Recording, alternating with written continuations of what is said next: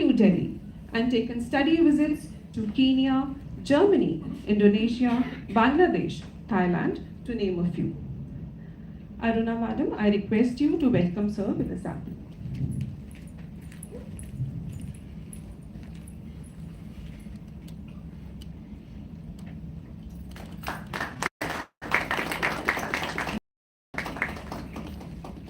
Thank you. It is gratifying to have amongst us such pronounced speakers and guests for the day. But before we commence the confab, it is pertinent to take blessings of the Almighty. I appeal Professor Aruna Madam with ICFAI School of Social Sciences to come forward for the convocation.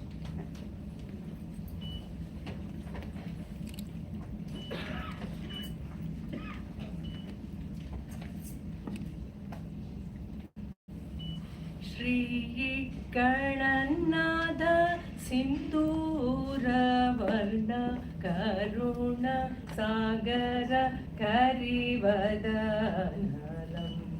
Odara Lagumikara Ambasuta Amara Vinuta Siddha Charana Gada Sevita Siddhi Vinayaka Te Namo Namo Lambodara Kumikara Ambasuta Amara Vinuka Sakala Vidya Adi Pujita Sarvo Tama Te Namo Namo Odhara Lagumikara.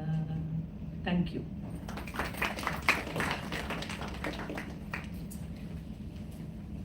Thank you, ma'am. I now invite Dr. S. Shailajan sir, Director, ICFAI School of Social Sciences, to ceremoniously welcome all those present today.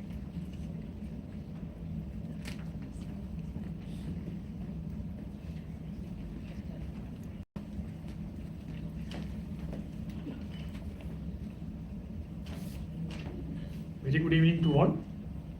We are delighted to welcome you to all today's panel discussion on India's inclusive growth and development, organized by ICFAI School of Social Sciences in collaboration with the Center of Excellence in Banking and Finance.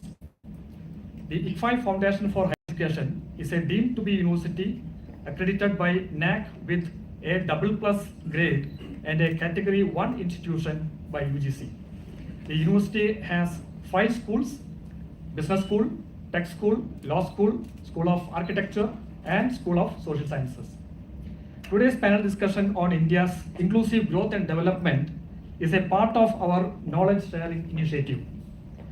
India's progress toward social and economic inclusion is noteworthy, but the path ahead remains challenging. As India progresses toward global economic prominence, further sustained efforts in social policy, inclusive growth, and sustainable development remain imperative. The panel brings together a diverse group of experts from industry, government, NGOs, NBFCs, and academia. We have 5 distinguished panelists who have come with rich experience and expertise on the theme. We extend a warm welcome to Mr. K.V. Rao Garu, former CGM NABARD, who has kindly consented to moderate the discussion. It is my pleasure to extend a cordial welcome to Mr. Gigi Maman, Executive Director and CEO Sadan, and Ms. Anu Prasad, Founder and CEO India Leaders for Social Sector. We are delighted to have Professor N. Narasimha Reddy and Dr. Dilip Kumar Chikuri, CEO Medivalley AMT sir. We are indeed grateful to all distinguished panelists for readily accepting our invitation. With great pleasure and privilege, we extend a cordial welcome to respected Madam Sobarani SSP, Chairperson, ICFAI Society, Professor J. Mahendra Reddy, Distinguished Senior Advisor and former Vice Chancellor of IFHE, Professor T.S.R.K. Rao, Professor Sanjay Floria, Professor Venugopal Rao, Director IBS, Professor Koti Reddy, and all the deans, members of the faculty and staff, research scholars, student volunteers, media professionals, and distinguished delegates from industry, government, civil society, NGOs, banks, NBFCs, and academia. Once again, I extend a warm welcome to all the delegates. Thank you.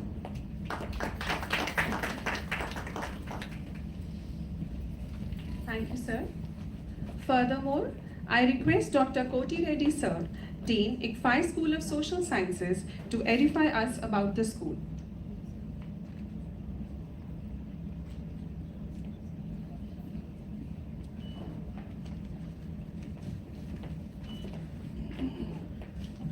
Respected dignitaries on the dais and off the dais, good evening everyone. I am privileged to take this opportunity to present the brief profile of ICFAI School of Social Sciences. ICFAI School of Social Sciences is a constituent of ICFAI Foundation for Higher Education, and it has emerged from the esteemed Department of Economics of IBS Hyderabad in March 2023. The school offers distinctive high-value education programs at the undergraduate and post-graduation levels and promote high-quality research at the master's and doctoral degree levels. The school is offering a 4-year BA Economics, BSc Psychology and BCom programs leading to an undergraduate degree, a 2-year MA post-graduation program in economics, and a doctoral research program leading to a PhD in economics.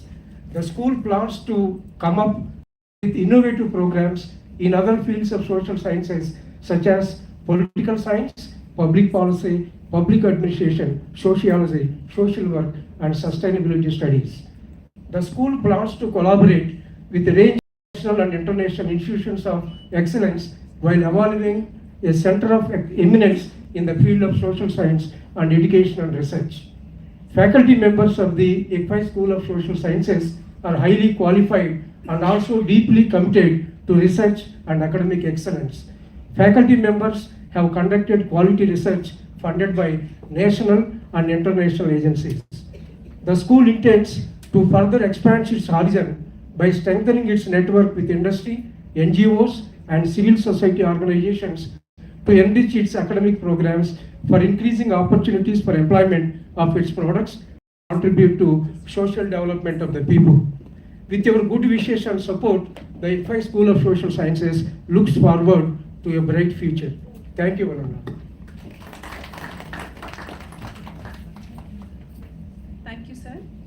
Correspondingly, I invite Dr. K.S. Venugopal Rao, sir, Director IBS, to concisely apprise with ICFAI Business School.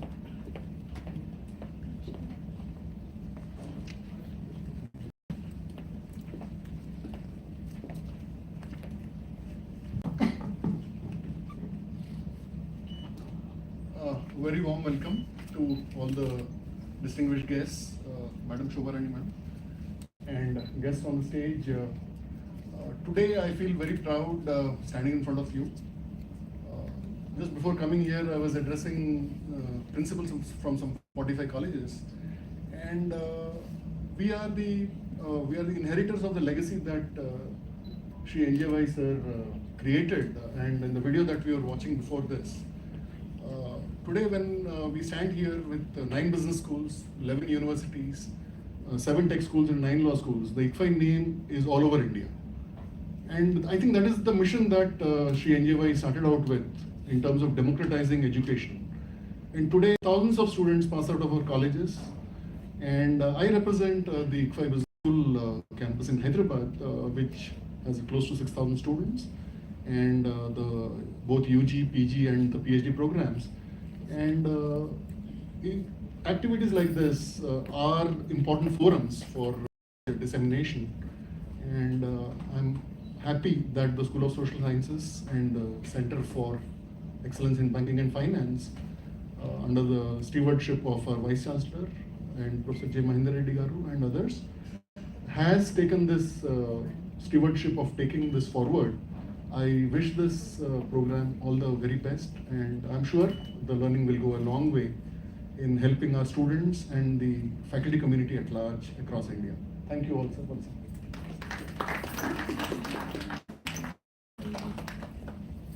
Thank you, sir. Without further ado, let's begin with the most awaited panel discussion on India's inclusive growth and development. Over to you, sirs. and ma'am.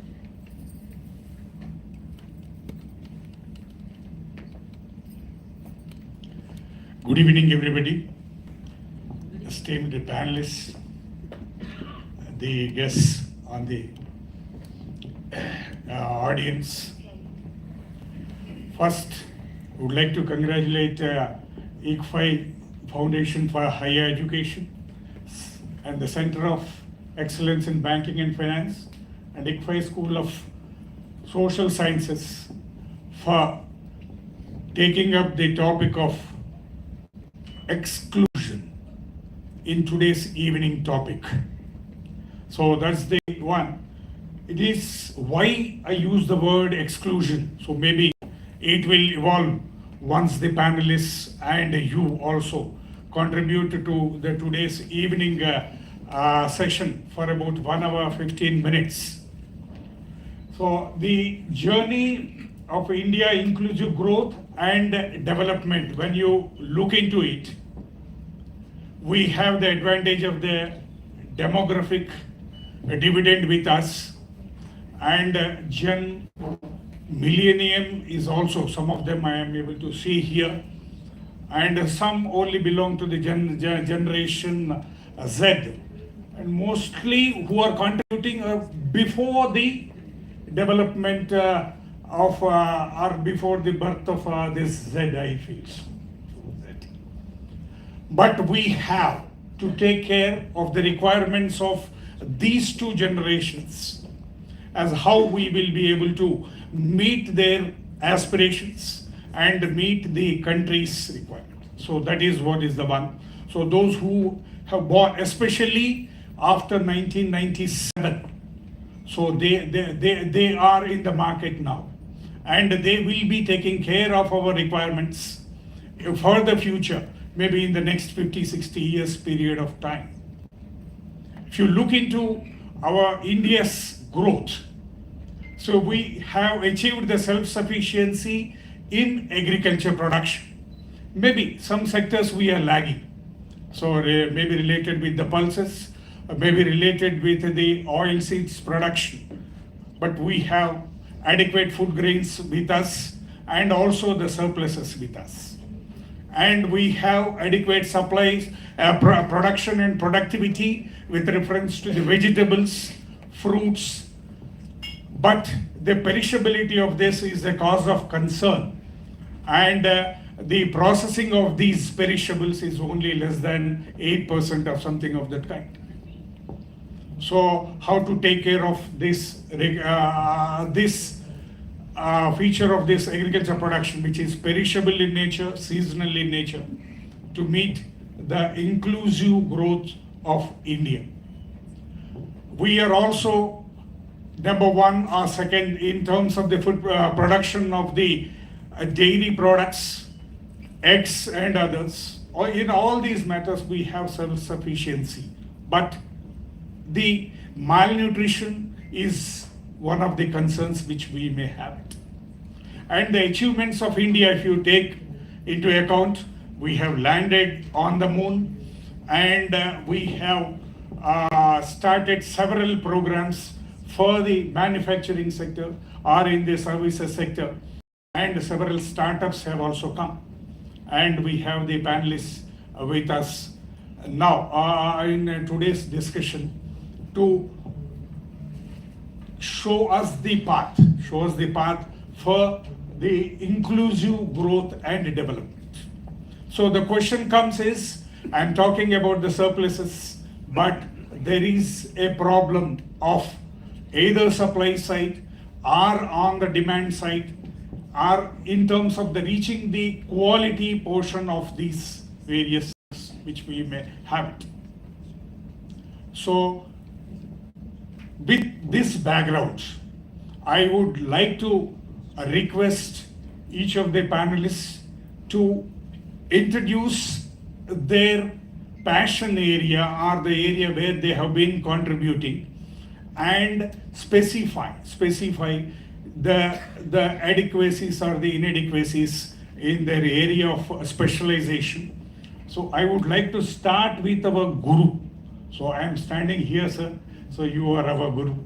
So please take us back to the 1960s onwards and quickly bring us to the present day and tell us where we will be in 2047 in terms of the inclusive growth and development, because we have the dynamic leaderships both in terms of the leaders of the country and also in terms of the various ministries and others who have started the program of Viksit Bharat. By 2047, that is the 100th year of our independence, we will be a developed nation. Already we have left behind several developed countries and we are 5th in the position, but we will be one among the top 3 by 2047. Maybe by that this millennial will be exactly half of their age, that is at the age of 50 or 60, and the average age is also increasing. So this puts us a problem. By 1947, India may have a population of about 175 crore estimated. And the old people, that means who are above 60 years, maybe around 45 crore plus people. So how to take care of this demographic dividend which we are having, whether it becomes a liability in 1947 when the Viksit Bharat is fully blooming, and then we will be one among the one of the developed countries in this. So with this background, sir, so I open the discussion with Professor Rediger. Thank you, Rahul. Thanks to ICFAI School of Social Sciences. I have great pleasure to be here this evening because I am also some kind of a, ever since I sat here, reflecting about my role as a guru. I can't be a guru to those people who have already passed all those stages of going through a course on any subject. But anyway, since I still consider myself as a student rather than a guru, I would perhaps begin with one aspect, and then of course the second aspect, you're talking about development of India. Maybe if there is time, I'll come back to that. I know that there is time constraint.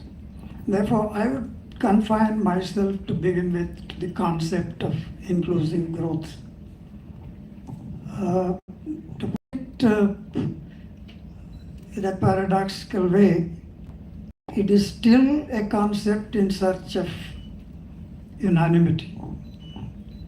Ever since it has been used, there has been a lot of debate as to what this inclusive growth is. But I think I would try to contextualize the very expression or concept of inclusive growth. The context of development economics itself, we go back to that of 1940s, particularly the end of Second World War, and most of the developing countries, newly independent countries like India, were aspiring to become like the West already developed countries. The path was to take course towards that of investments, industrialize, and become like industrial countries. And this process, as we have seen, started in India with substantial kind of planning development that goes with that of series of 5-year plans with an emphasis on industrialization as a symbol of transformation of an economy from a least developed country to that of a developed country. But this process went on not only in India but elsewhere. Every country was trying to mobilize resources, invest, and try to acquire a rate of growth which would perhaps help these countries to move forward, at least not reach, but of course not catch up, but at least reach a level of living for their people where there will not be much of a poverty, where there will be a comfortable level of living. But I think within very short time, not only India, I'm talking about the concept as a global concept. So therefore, when it comes to the question of 60s, 70s, it was clear that in spite of what is being seen as growth rates, increase in the national income, which is seen in terms of essentially increase in GDP, there was a continuous or persistence of, let's say, poverty. There doesn't seem to be any end to this kind of, let's say, poverty in spite of growth. Particularly when we turn to that of, let's say, even in India, although there was very slow growth, at least up to that of late 70s or 30 years, there was a breakthrough, there were reforms from 80s and a couple of decades, 90s. There was, I think, what we normally refer to the 3.5, 30 years of Hindu growth rate. The country has started moving on to that of 5+ rate of growth, but yet the poverty persisted, inequalities started increasing. This is a global context, although I'm specific to that of India. There was a rethinking on this concept of, let's say, growth and development. People started raising questions. If this is the process, in spite of growth of more than 5%, if there were to be large number of people left behind into poverty, there is need to be rethinking on the concept of growth itself. I think this is the context where we talk in terms of people started saying that the growth must be oriented to that of lifting people out of poverty instead of, let's say, focusing on a macro GDP growth.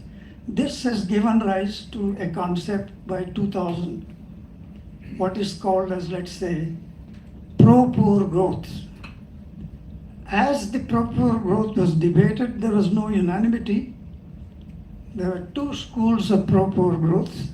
One which said a growth rate, even 5, 6, 7%, if it can increase the level of living of the poor, it could be seen as, let's say, any growth that benefits poor as well as, let's say, others, could be seen as, let's say, pro-poor growth. But this was contested. The contest was, if you try to look upon growth as the one which adds to that of improvement in the living conditions of poor as well, but the same growth which also includes that of the rich as well, then the gap will continue. If there were to be 4% growth, if it is the same for poor and the rich, the gap will widen. And therefore the second school within the pro-poor growth, I mean, in fact, I could mention two leading personalities here.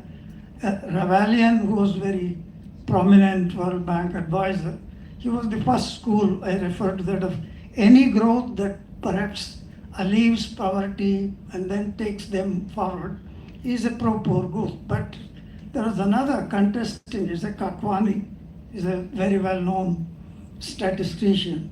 He contested saying that this will lead to that of increasing inequalities.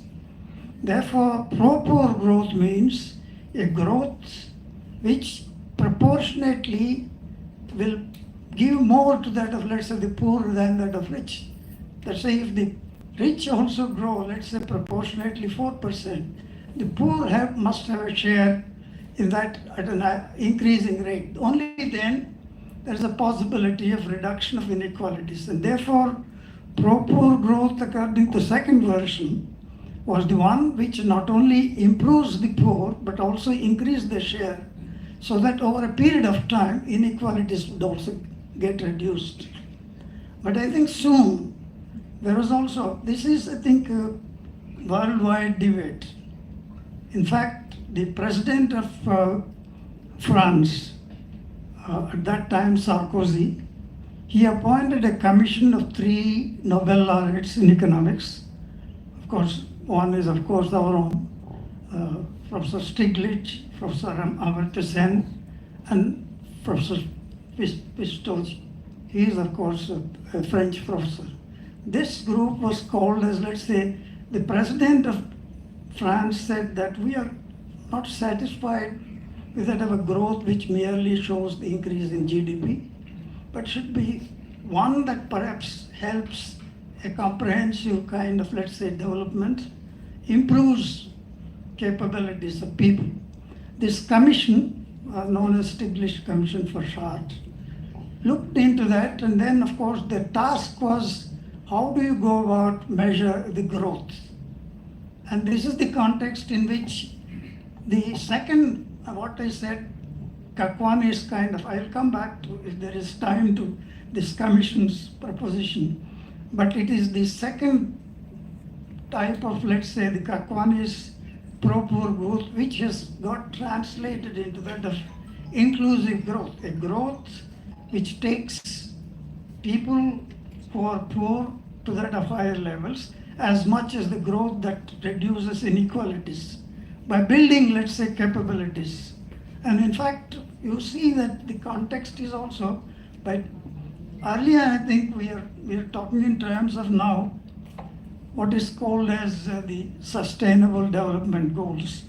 This is the second version of what we had in 2000, actually, 15 years of what is called Millennium Development Goals. By 2000 to 2015, we are talking in terms of the same old notion of development. But by the time 2015, this debate has brought about an awareness of things which are not necessarily material, but much more than that. The question of equality, the question of, let's say, environment, the question of future. And therefore, when it comes to the question of inclusive growth, it started taking a different turn. In fact, the Millennium Development Goals from 2015 start the shape of Sustainable Development Goals. The sustainability here brings in a growth which is not only improves the condition of living of the current generation, but also the future generation. It brings the whole lot of things now, which talks in terms of what is happening to that of nature, what is happening to that of, let's say, environment, what is happening to what we now popularly refer to climate change. And therefore, a growth which also takes into consideration the sustainability of whatever, for instance, the example given by, we have achieved agriculture production self-sufficiency, but if you continue the way in which we achieved it, let's say, for example, chemical agriculture, whether that agriculture production is sustainable, it applies to every sector, energy. So the bigger question is, if the growth is to be inclusive not only of improving the condition of living of people, the present generation, but also leaving the possibility of sustained growth for future generations. This is where we land here. And that's, I think, now a very comprehensive notion, what we call as inclusive growth. It must take all dimensions. It includes now to elaborate health, education. In fact, if we look into the so-called Sustainable Development Goals of 17, at least in 4 places it occurs repeatedly, emphasis on, let's say, sustainability, and then let's say inclusiveness, for instance, in education, instance, urban, let's say, inclusion, and much larger thing is inclusion in social kind of a participation. In fact, Kakwani refers to that of a inclusive growth, which helps people not only get improved material kind of, let's say, income, but also participate to partake in the growth. It's a participatory, every citizen participates in that. That is the state where I think the large consensus now, and we talk in terms of improved capabilities. In fact, this is elaborated by the commission I mentioned in terms of what is called as well-being, which is much larger than that of merely material kind of a growth which we measure through that of GDP. Therefore, well-being becomes comprehensive. The basis becomes, let's say, inclusive growth. I'll stop here because there are others to talk. Right. Thank you very much, sir. So as I mentioned, so he will take us back in the history where some of us have been living and show the path. So the sustainability word, how it has emerged, and it is in the center of the today's requirement for continuance of the life.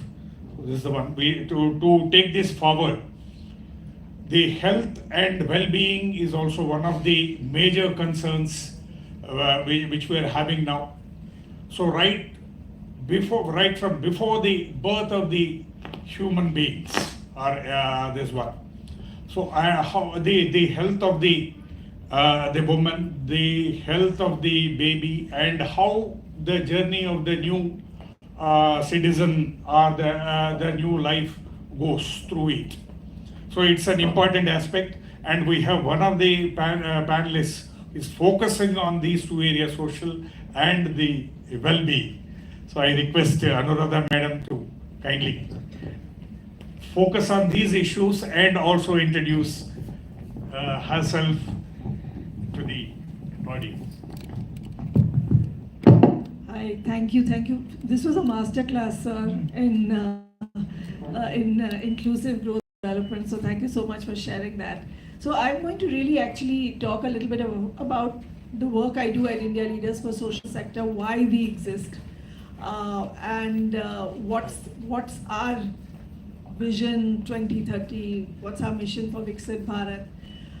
So historically speaking, as Sir mentioned, we've done very well. We are going to be a $5 trillion economy, all very well.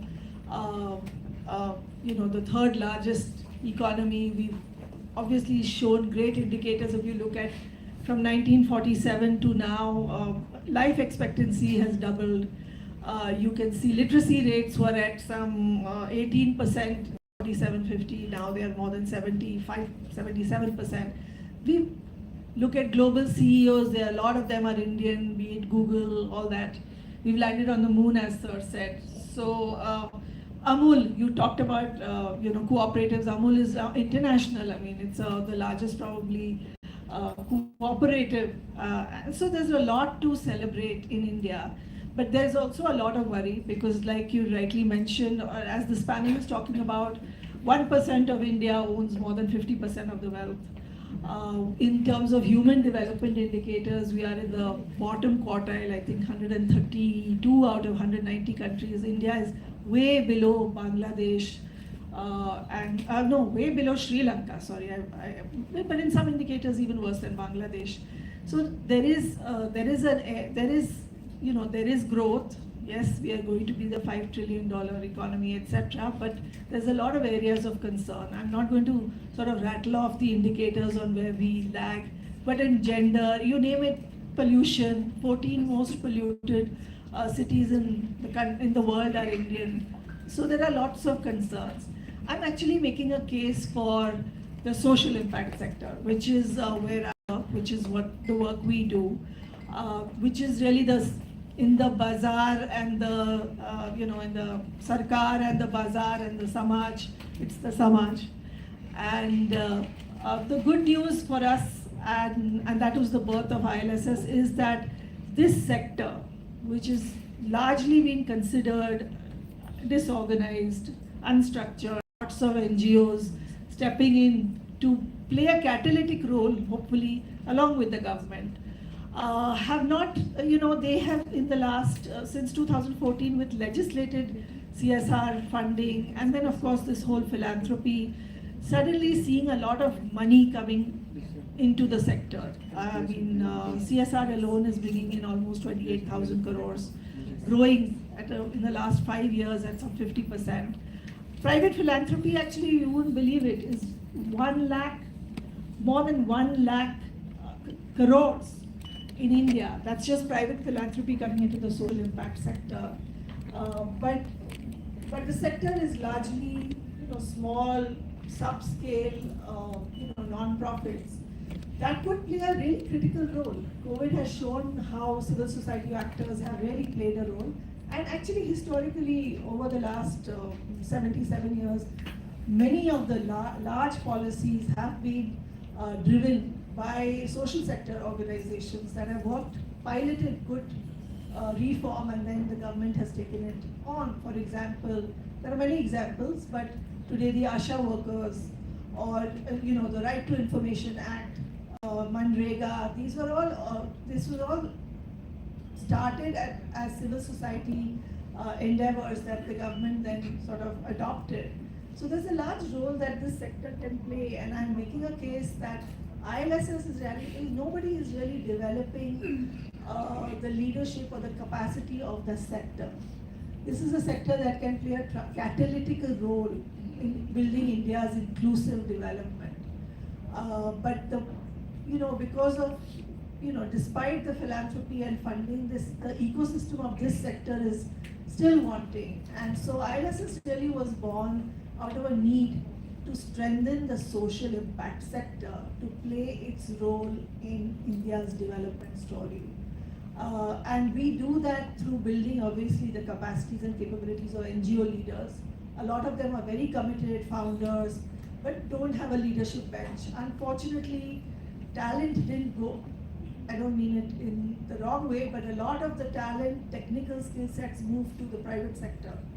And, we have population scale problems. We need population scale solutions. And so at ILSS, we actually look at bringing in senior corporate leaders to actually help. These are the toughest problems you'll ever solve. Nothing you will do in the private sector will be as challenging as it would be if you're trying to solve problems that are social in nature. And so that's the reason ILSS exists. We want to strengthen this sector. We believe it's a strong sector that can really actually play a role in the inclusive growth and see Viksit Bharat. And we believe we need to do that by bringing in talent, by engaging talent, by working obviously with the government, and by building knowledge and research in this sector. So actually it was delighted to know. I come from a finance background, but I'm a big part of Ashoka University. It's interesting to be meeting the IFHE people and the School of Social Sciences. There's a huge convergence there. So really delighted to be here and just make a case for all of us to be involved with the social impact sector and the work we are doing here, which can help can play a seminal role in the inclusive growth story in India. Thank you, Honorable Madam. So you have listed some of the areas connected with the society and the problems for the social sector, and how some of these issues could be addressed. And simultaneously, you also linked with some of the problems of the education and others. Now, to take forward the discussion further, we have with us the development banker, and no unit is complete accept with the support of the credit. So what is the adequacy of the credit, especially at the bottom of the pyramid? So I request Gigi to address this issue and also introduce his concerns for the exclusion or inclusion. Thank you, KV, and thank you, ICFAI Business School, for inviting for this wonderful panel discussion. It's a privilege for me to be here and talking to all of you, and especially with such kind of a elite panelist with me. I was really amazed to hear of Dr. Reddy Garu talking about how the sustainable development has come all the way. See, two things our previous speakers have highlighted. One is about widening the gap between the haves and have-nots. And Madam talked about the importance of social sector in the areas of development and inclusion. I am here representing a sector which is basically trying to bridge the gap of the rich and the poor, and also as an enterprise activity which was started as a social enterprise. Of course, it must have taken a bit of a commercial or a business kind of a nature now, but it is basically a social enterprise.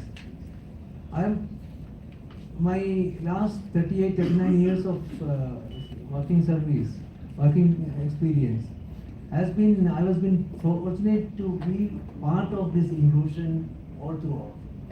Because whether it was in NABARD, whether it was in Mudra, whether it was in NAPFINS, or now presently in Sadhan, all these institutions were working for the inclusion of the people. Agriculture and rural development, when you talk about agriculture and rural development, that is one of the areas which is highly excluded. We know how the farmers' plights are, especially for getting the right kind of support, right kind of credit. So that was a major issue, and to some extent NABARD has played a role, whether it is bringing Kisan Credit Card or bringing Farmer Producer Society organization or bringing farmers clubs. So some kind of a role NABARD could play, and I was part of that. When you talk about another sector which is excluded was women, and for inclusion of the women, NABARD played a major role in the form of SHG Bank Linkage Program, and in a state like Telangana, where I am sitting here, it is one of the most successful, I would say, state where the SHG Bank Linkage Program had made a mark in the society. Just now, before coming here, I was talking to meeting with the CEO of SERP, which is Society for Elimination of Rural Poverty. So there the focus is basically for supporting the poor women and how their status can be enhanced. So that is another exclusion area. Third exclusion area is basically the credit part of it, or the financial inclusion part of it, where also NABARD played, whether it is for SHG Bank Linkage Program or through other kind of financial literacy and other kind of activities, we could play some role. When it came to Mudra, basically we were focusing on the enterprises, micro enterprises of the different categories, and especially we are talking about the unincorporated enterprises, how to support them with credit. So that was the focus on that. In NAPFINS, basically as a microfinance institution, focus was on supporting the poor. Now I'm also part of the microfinance institution. As an association of microfinance institutions, I have a much larger role to play. So what I'm trying to say is that there are areas of exclusion which there have been efforts to bridge or to make it more inclusive, but I would say it's a very long way to go. We have not reached anywhere.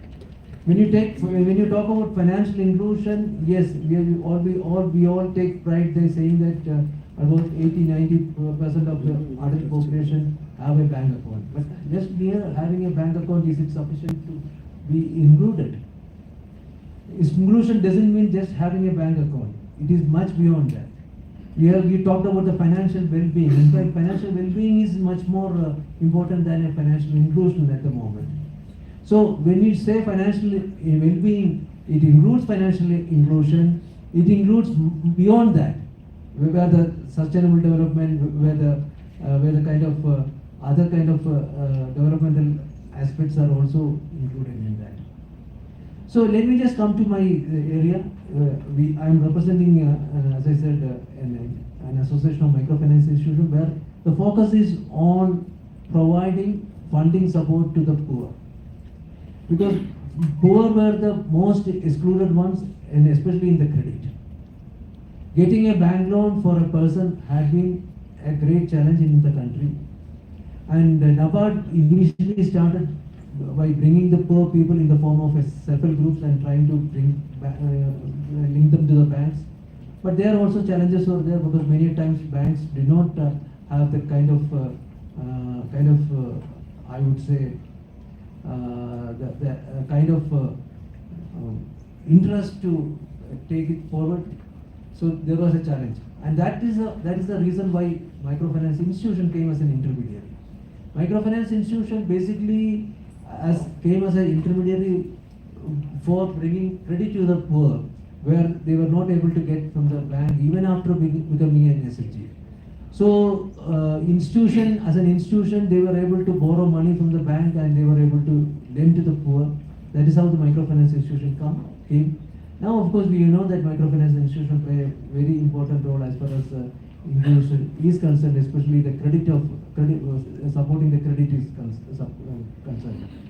Today, we are having almost 7 trillion, that is 7 lakh crore of microfinance in our country, which includes 2.6 lakh crores of SHG bank linkage outstanding, as well as another 4.4 lakh crores of JLG financing through the microfinance institution, through the banks, through the NBFCs, through the NGOs, MFIs, those kind of things.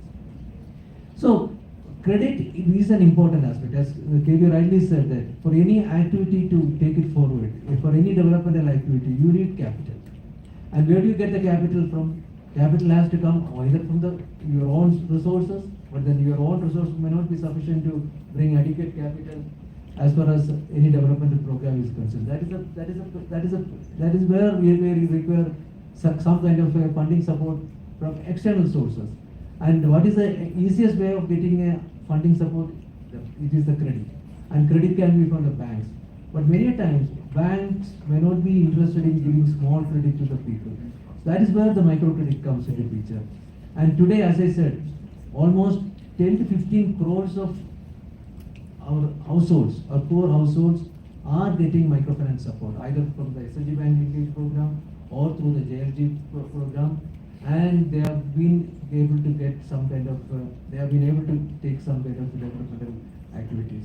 So credit becomes an important thing, and I think microfinance is playing an important role in this field.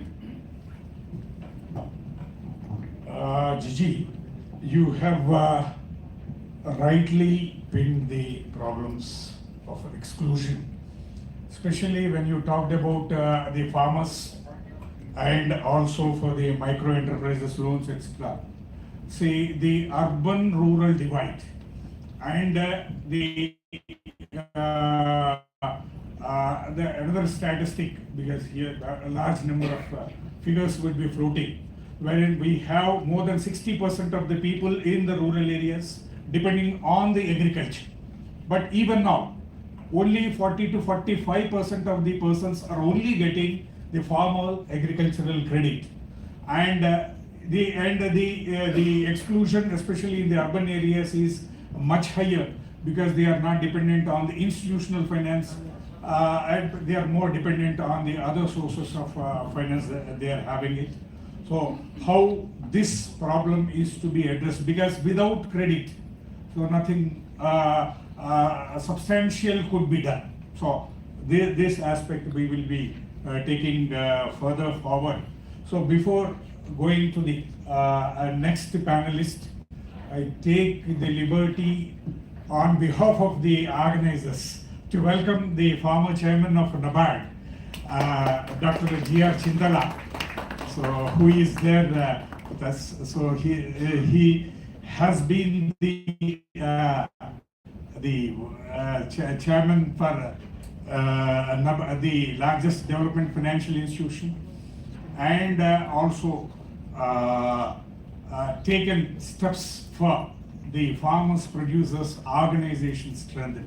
So his presence would also help us in taking forward the discussion. So welcoming Dilip Kumar Chekuri Garu. So he is an entrepreneur, maybe the representative of Zen Z or Zen Million. And he is also interested in knowing some of the areas, or he himself being the startup, and also have the interest in the innovations. I think these are the two areas, unless otherwise they are supported fully and explored more.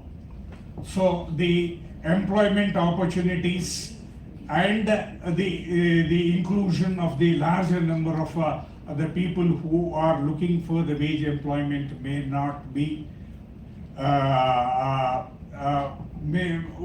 opened up, we can call it that. So we request you to introduce yourself and tell about how to progress in the areas of the startups and the innovations. Thank you, Robert. Good evening, everyone. Thank you, ICFAI. It's an honor to be here.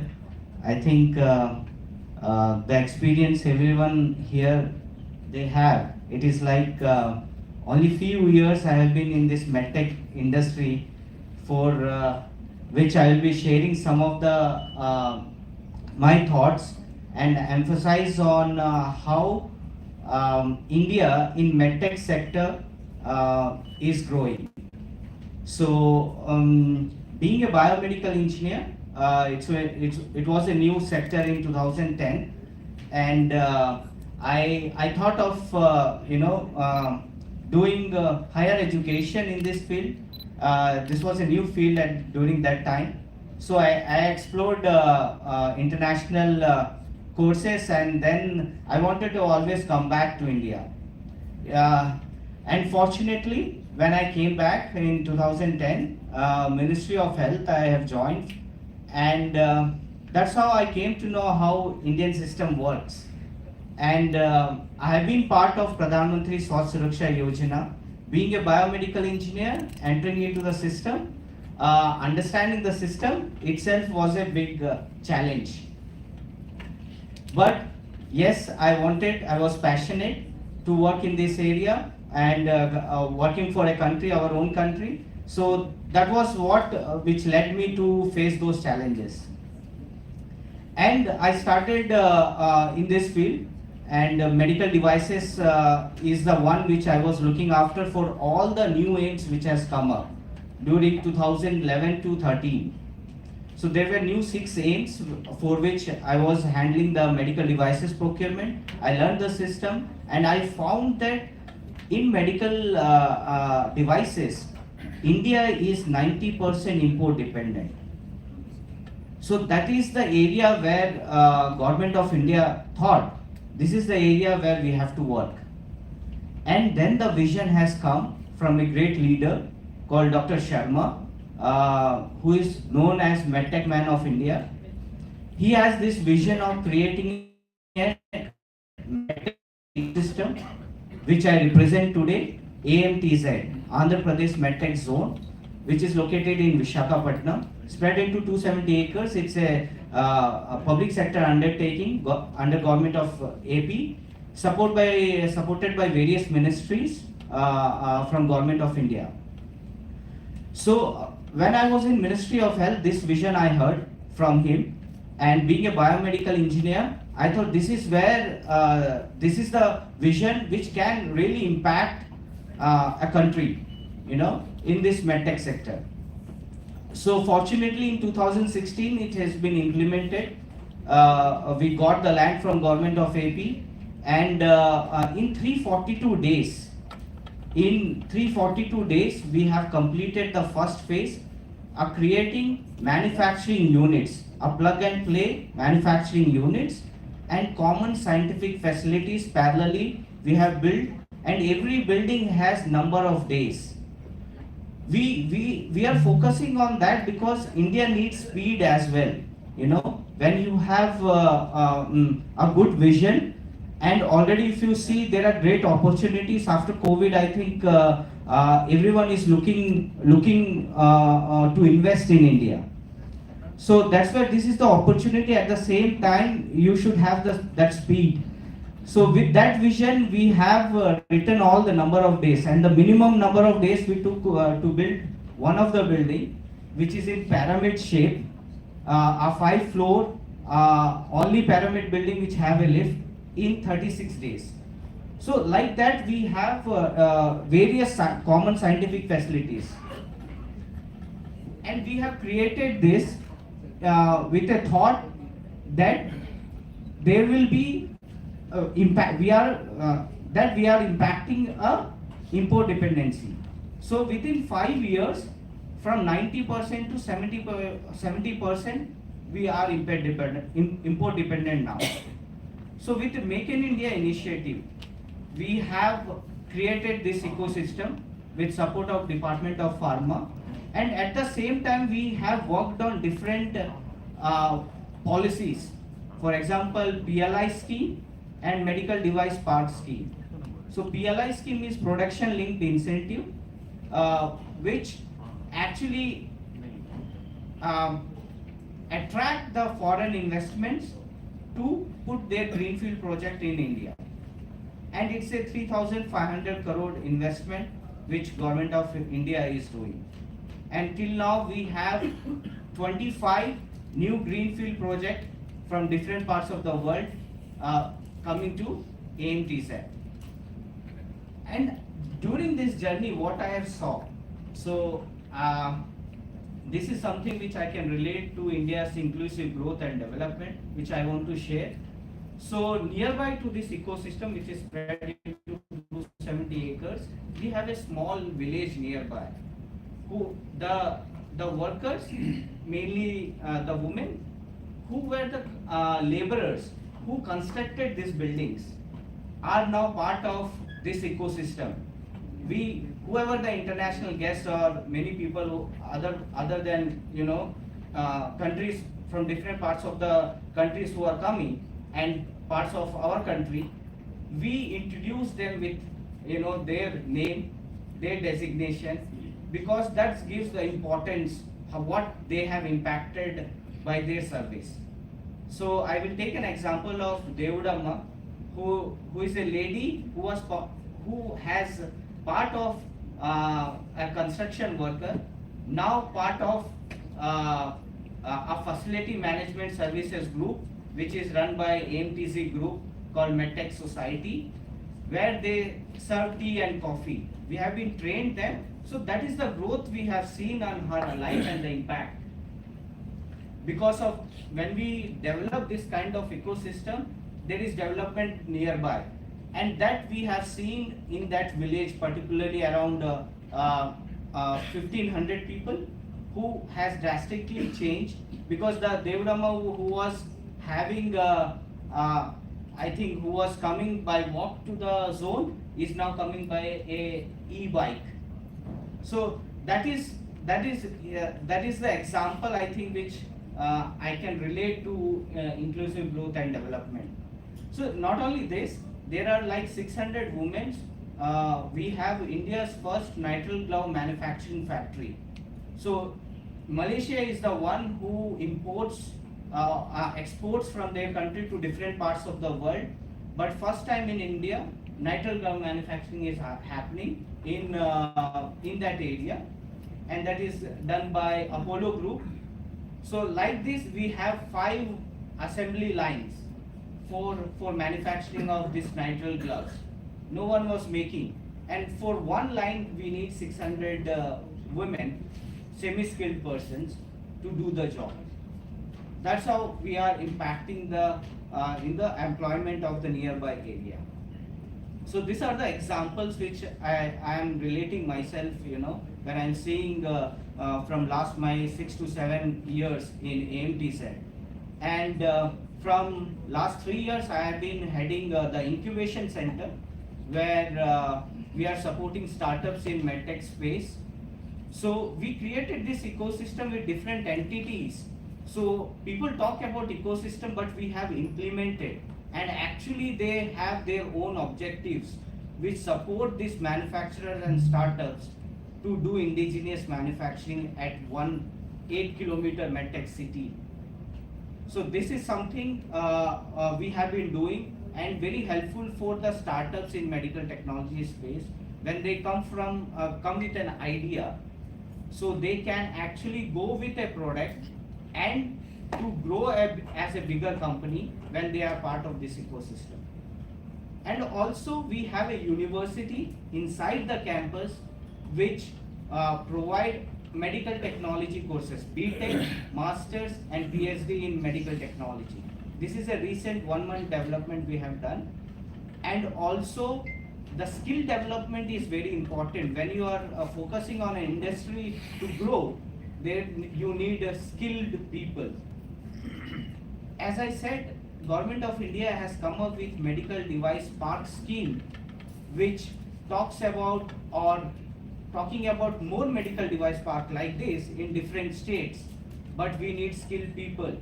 That is the challenge which I feel that we have to tap. And we have been doing by creating university in this domain, which is medical technology, and also a skill development center where we can train people who are passed out. We can make it industrial ready training courses for them, so they can be absorbed by these companies. So this is what I have been experiencing from last 7 years in AMTZ, and I will take more questions related to this. Thank you. Thank you, Dilip ji. See, all of us are aware that we have jumped the middle portion of the cycle. That is, we missed the manufacturing portion of it, and maybe we have leapfrogged to the services sector.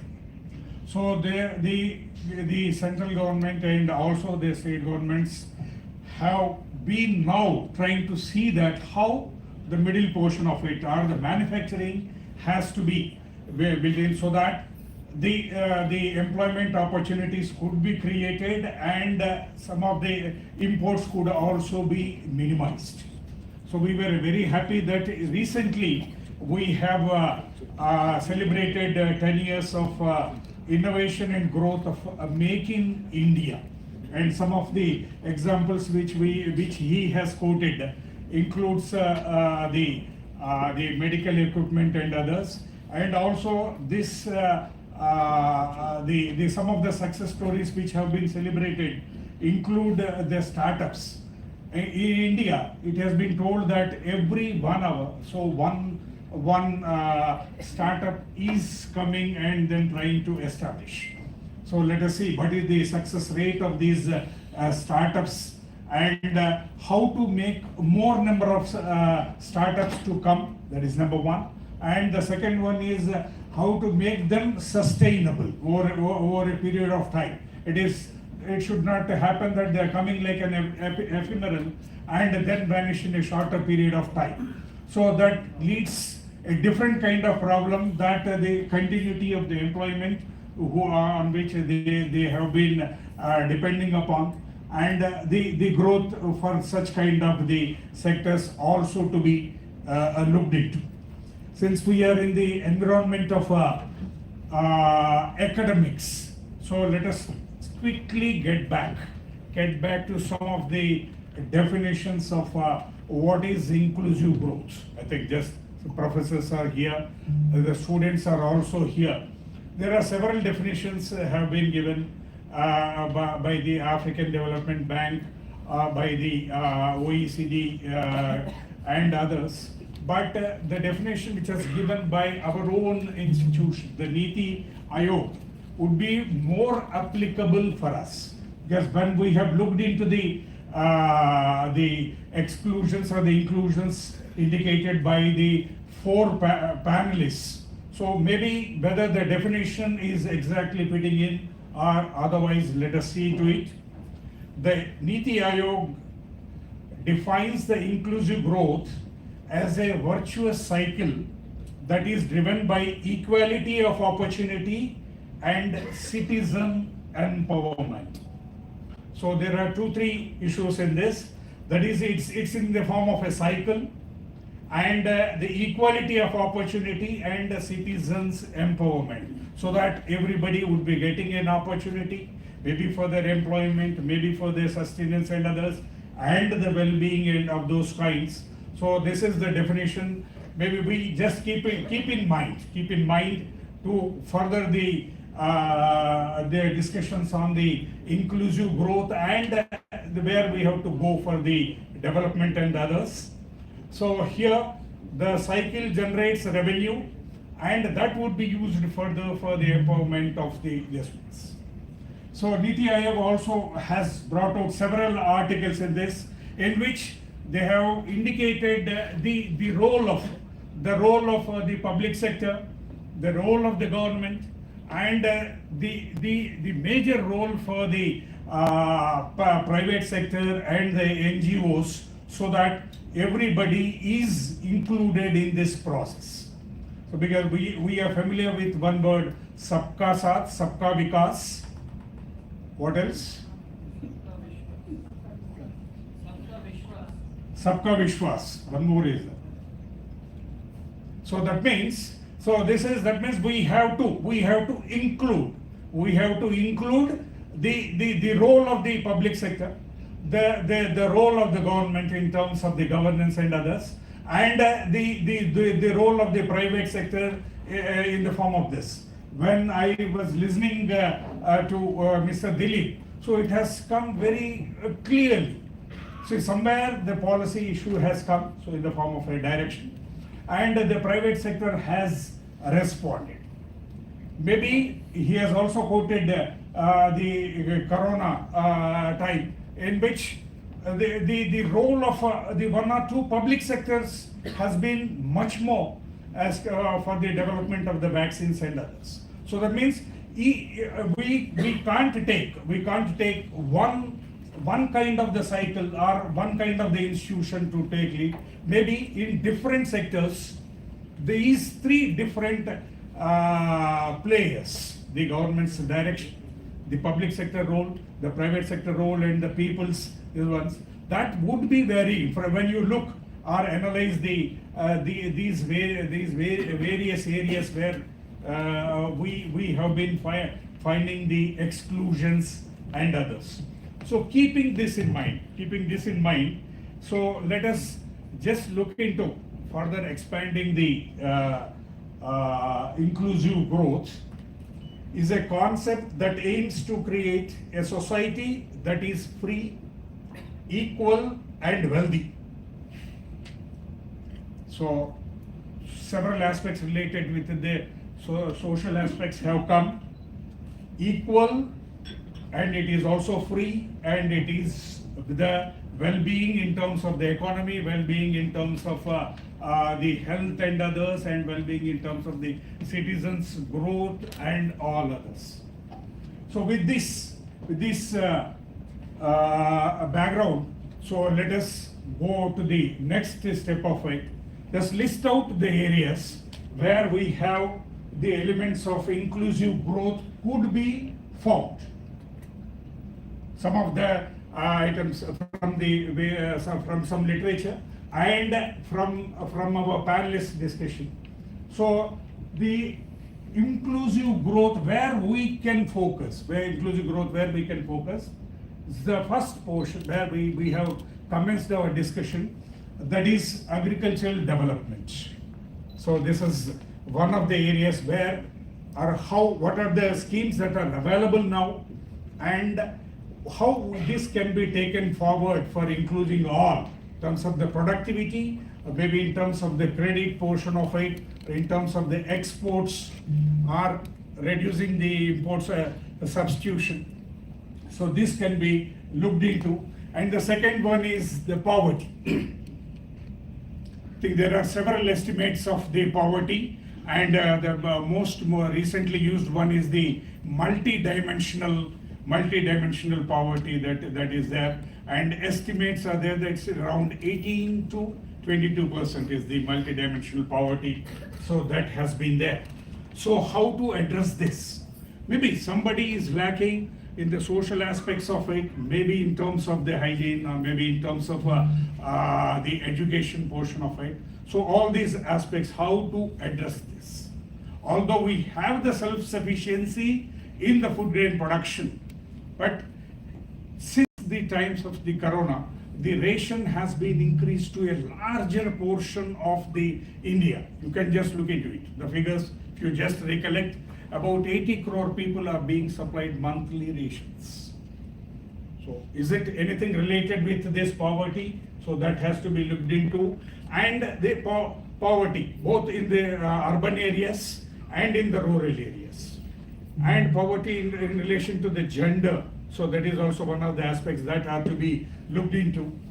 And the equal distribution of the equitable distribution of the income. So I think there's some spell check is there. It's not equal. Equitable distribution of the income, which Professor Saab has initiated the discussion. And then employment generation. So it is estimated that about 6 to 8% of the persons are unemployed, and the growth which India has shown, some comments are there that it is the growth is not able to accommodate the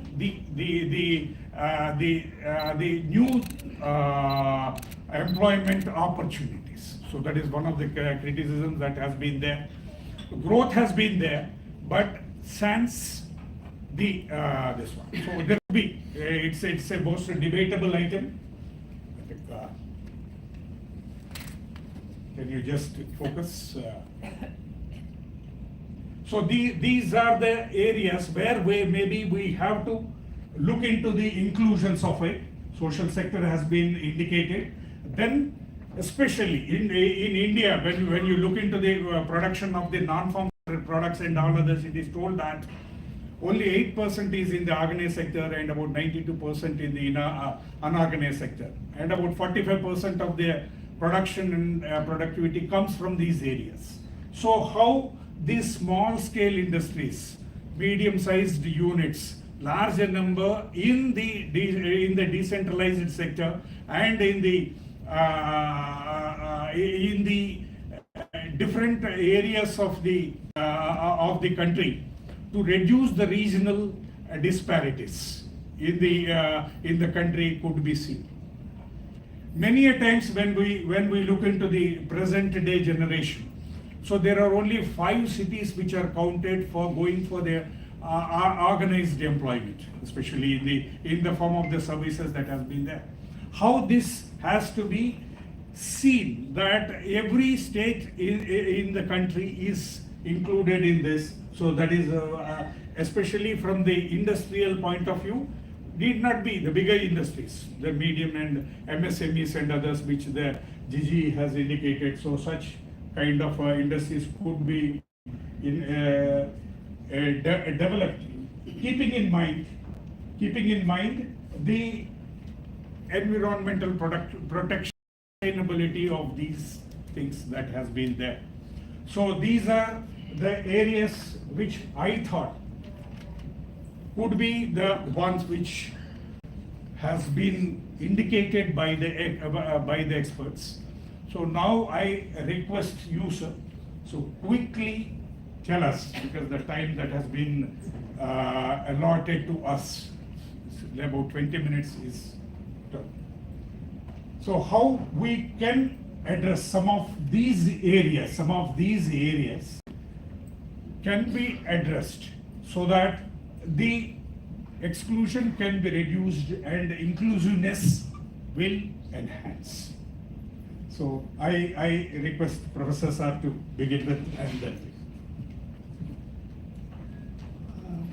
Thank you, Robert. But it's fascinating to look at the sectoral dimension of inclusive growth. But I think given the fact that when we are talking in terms of inclusive growth, each sector has to be informed by what we conceptually think in terms of inclusive growth. For instance, right from agriculture down to that of industry, you could think in terms of, let's say, reduction of poverty is not mechanically trying to give something to the person who is deprived of, let's say, income or, let's say, some kind of food, shelter. It is comprehensively taking on that particular group onto that of, let's say, part of the process of development. Therefore, one other way of looking at the sectors is a cross-cutting way. You talk in terms of a process of growth which doesn't leave people behind as poor, areas behind as poor, social groups behind as poor, or let's say neglected, or what you are referring to as excluded, regions as excluded. Therefore, there could be regional disparities. There could be disparities between gender, which is perhaps very well known. There is a disparity between that of the rich poor. But inclusive development takes into consideration a comprehensive notion wherein there are certain foundational aspects. Inclusive development is not add-on. Just by giving, let's say, something which somebody lacks. As a poor person, you give him, let's say, shelter, give him food, it doesn't make inclusive growth. He should be part of the process of productive employment and, let's say, sustainable employment with adequate income, participating and generating as a part of society adequate incomes. There are certain foundational things which cannot be added on. For instance, if we refer to that of education, if we refer to that of biodiversity, we refer to that of climate. For instance, it is well known now, a child who has been denied of preschool education, a person who has been denied of 12 solid foundational education in science, mathematics, which we now call as STEM, will not be in a position to face the future society, which is challenging, which involves lifelong learning. And therefore, exclusion once can never be brought back. If that child misses now, he will not be in a position to get onto that of the board. Therefore, inclusive growth means that you have to take it from here. Similarly, if it comes to that of health, it is not just providing health facilities to everyone. You have to start with that of those who are likely to be excluded. If you leave many people without adequate, let's say, nutrition, malnutrition, a child who suffers malnutrition will not be healthy in his, let's say, adult, completely. He will not be in a position to grow to complete capabilities which can contribute to society. Similarly, if you talk of biodiversity destruction, it cannot be, let's say, irreversible. If you talk in terms of glacier, let's say, melting, it becomes irreversible. Therefore, inclusive growth takes into consideration each sector, each dimension, right from education, health, employment, a sensitization of the need for, let's say, taking into consideration that the mitigate, let's say, that's what we are trying to do in terms of, let's say, energy, temperatures. That's a struggle. But there are certain things which are going to be permanently lost. For example, if we talk in terms of India's projection, from the present state to that of, let's say, Niksit Bharat, according to estimates, in 2022, we have something like, say, $3.6 trillion Indian economy. in 2047, you have to become, let's say, a developed country. It should be raised to that of $55 trillion economy, which is something like 16 times, which requires an annual growth rate of 14.5% per annum. And if you want to move in that direction, what would be the kind of energy consumption required? What would be the kind of, let's say, activities you generate without, let's say, harming the future generations? You have to take care of, let's say, sustainability of your soil health. I mean, because you're not supposed to keep on completely shift from your present industrial or chemical agriculture to that of an agriculture which not only provides us food, but also keeps the health of the soil intact. I mean, these are the larger questions which perhaps are thrown out by this inclusive growth and development. So, inclusive growth means well-being of all, well-being of including what we refer to that of nature, the man and nature relationship itself. It's such a comprehensive kind of a situation. Therefore, as Rao spelled out, in each area, for instance, start with agriculture, can we sustain?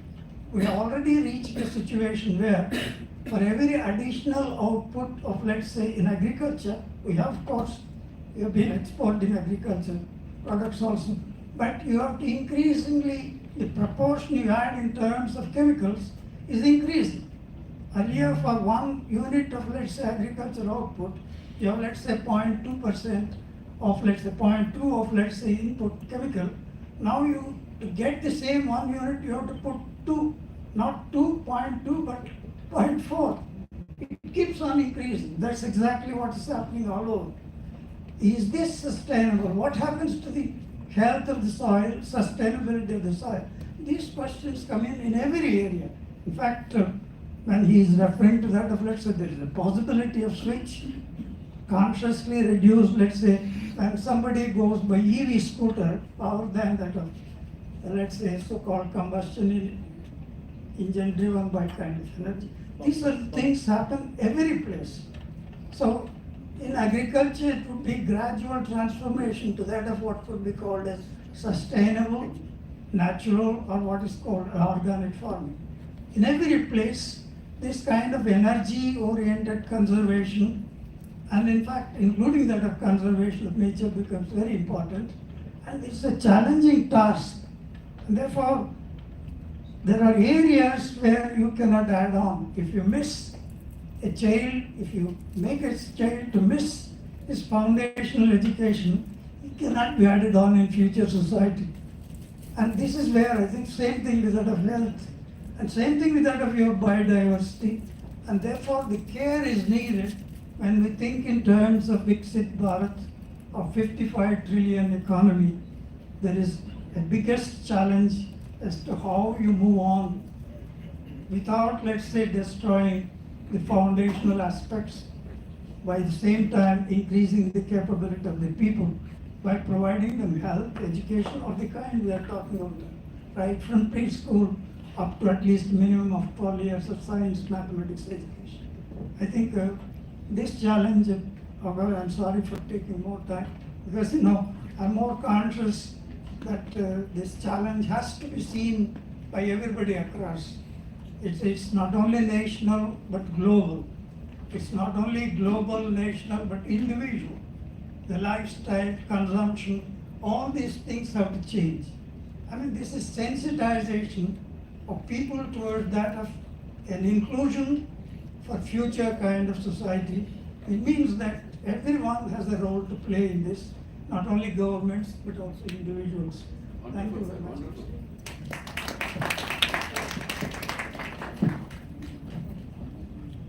Thank you, sir. You have rightly indicated that inclusive growth is a multi-dimensional concept, and it facilitates inclusion from a variety of fronts.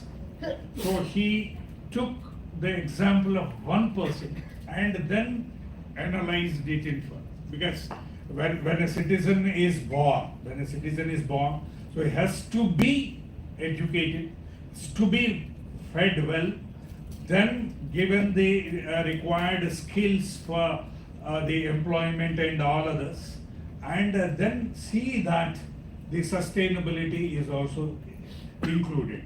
So, I mean, these are the multi-dimensional aspects, but since we have several sectors to address, because it is not that one is taken care, the others will be falling behind. So how we have to look into this inclusive growth in terms of maybe the poverty reduction, or maybe the skill development of the persons, both for the men and the women. One of the recent surveys of CII, 2023 report says that the women educated have found more suitable for the employability than others. Maybe the gender disparity is now more towards the male way, otherwise we are addressing the problem correctly. So this is the one. So that has also to be taken into account.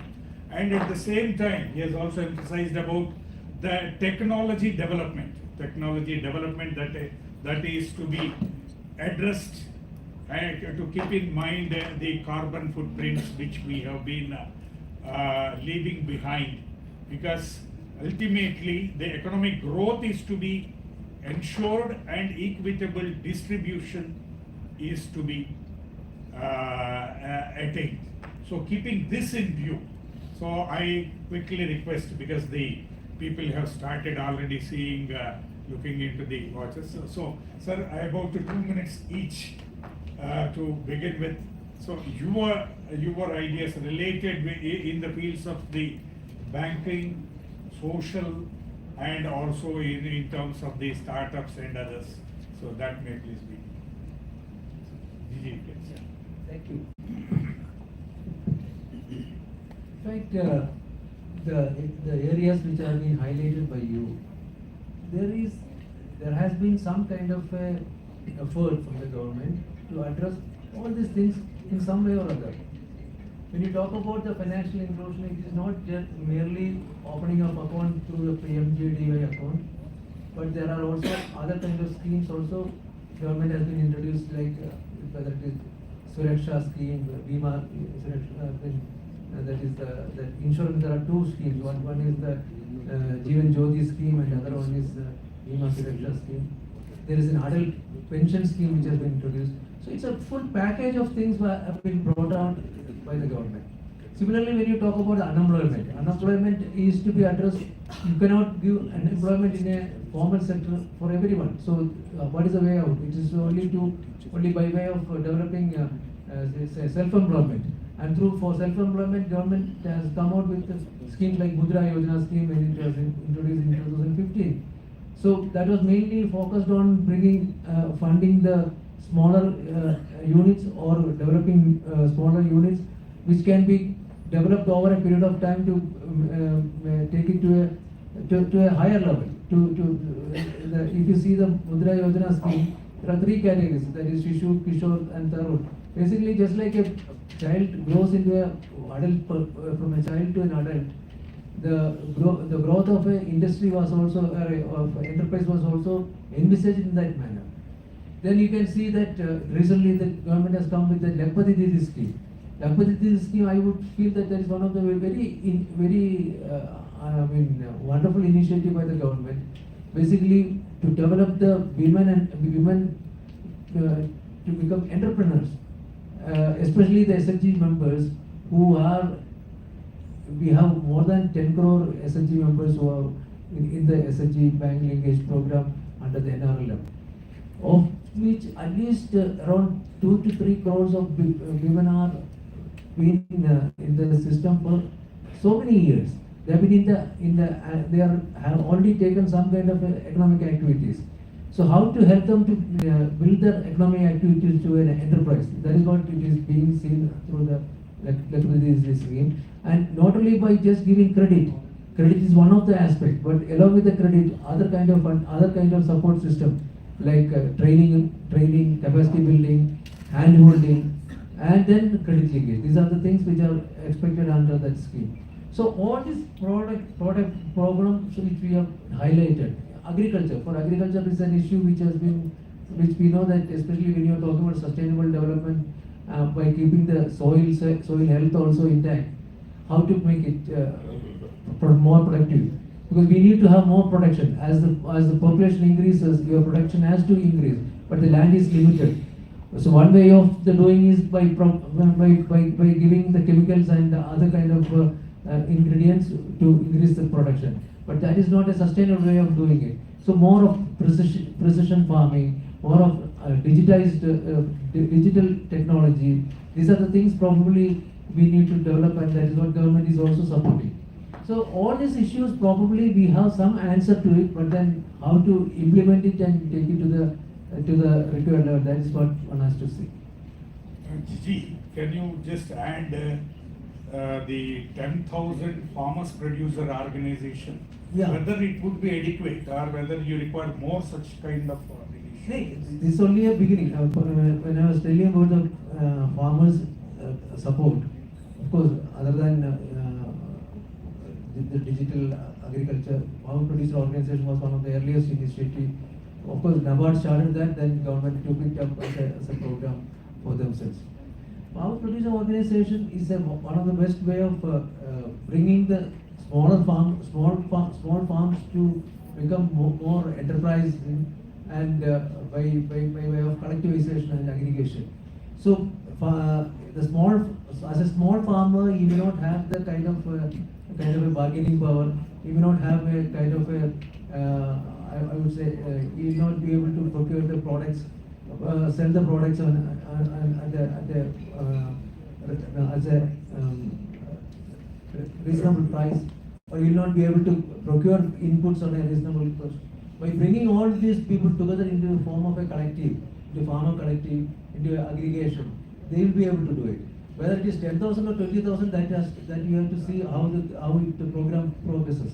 As we have around how many farmers? We have around 14-15 crores of farmers.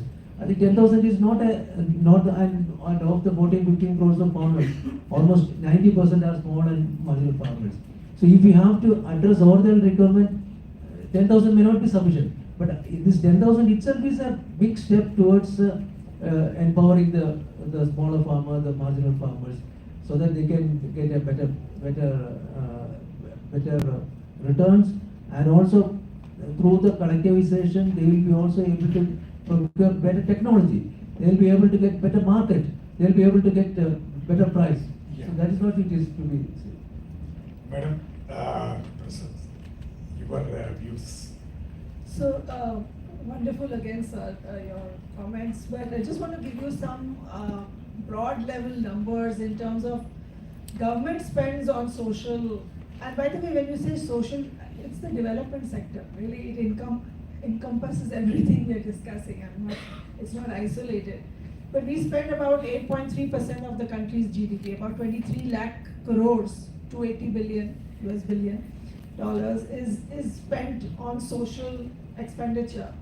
But according to Niti Aayog, we need to spend 13%, from 8.33 to 13% of GDP to meet our SDGs by 2030. So there's clearly a gap, and again, because I'm trying to represent the development sector.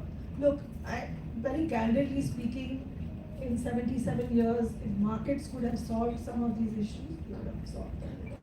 There is a set of players, and these are civil society organizations, development sector organizations that are on the ground, that are mobilizing, that are literally on the field, that are coming up with innovative solutions. And I think the idea is that you pilot something, and ultimately the state has the capacity to be able to absorb it. So there are many examples I can share of very catalytic impact.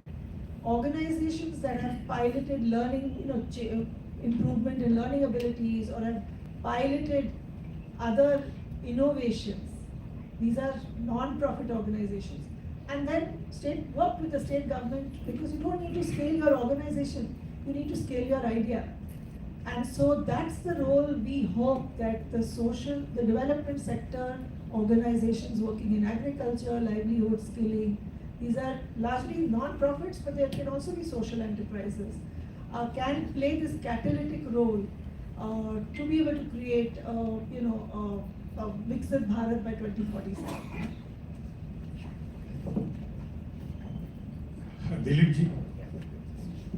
So in the medtech sector, if I talk about, it refers to the creation of accessibility and affordability, which, for example, the MRI which we used to import for 10 crores, now we are making the superconducting magnet here in India.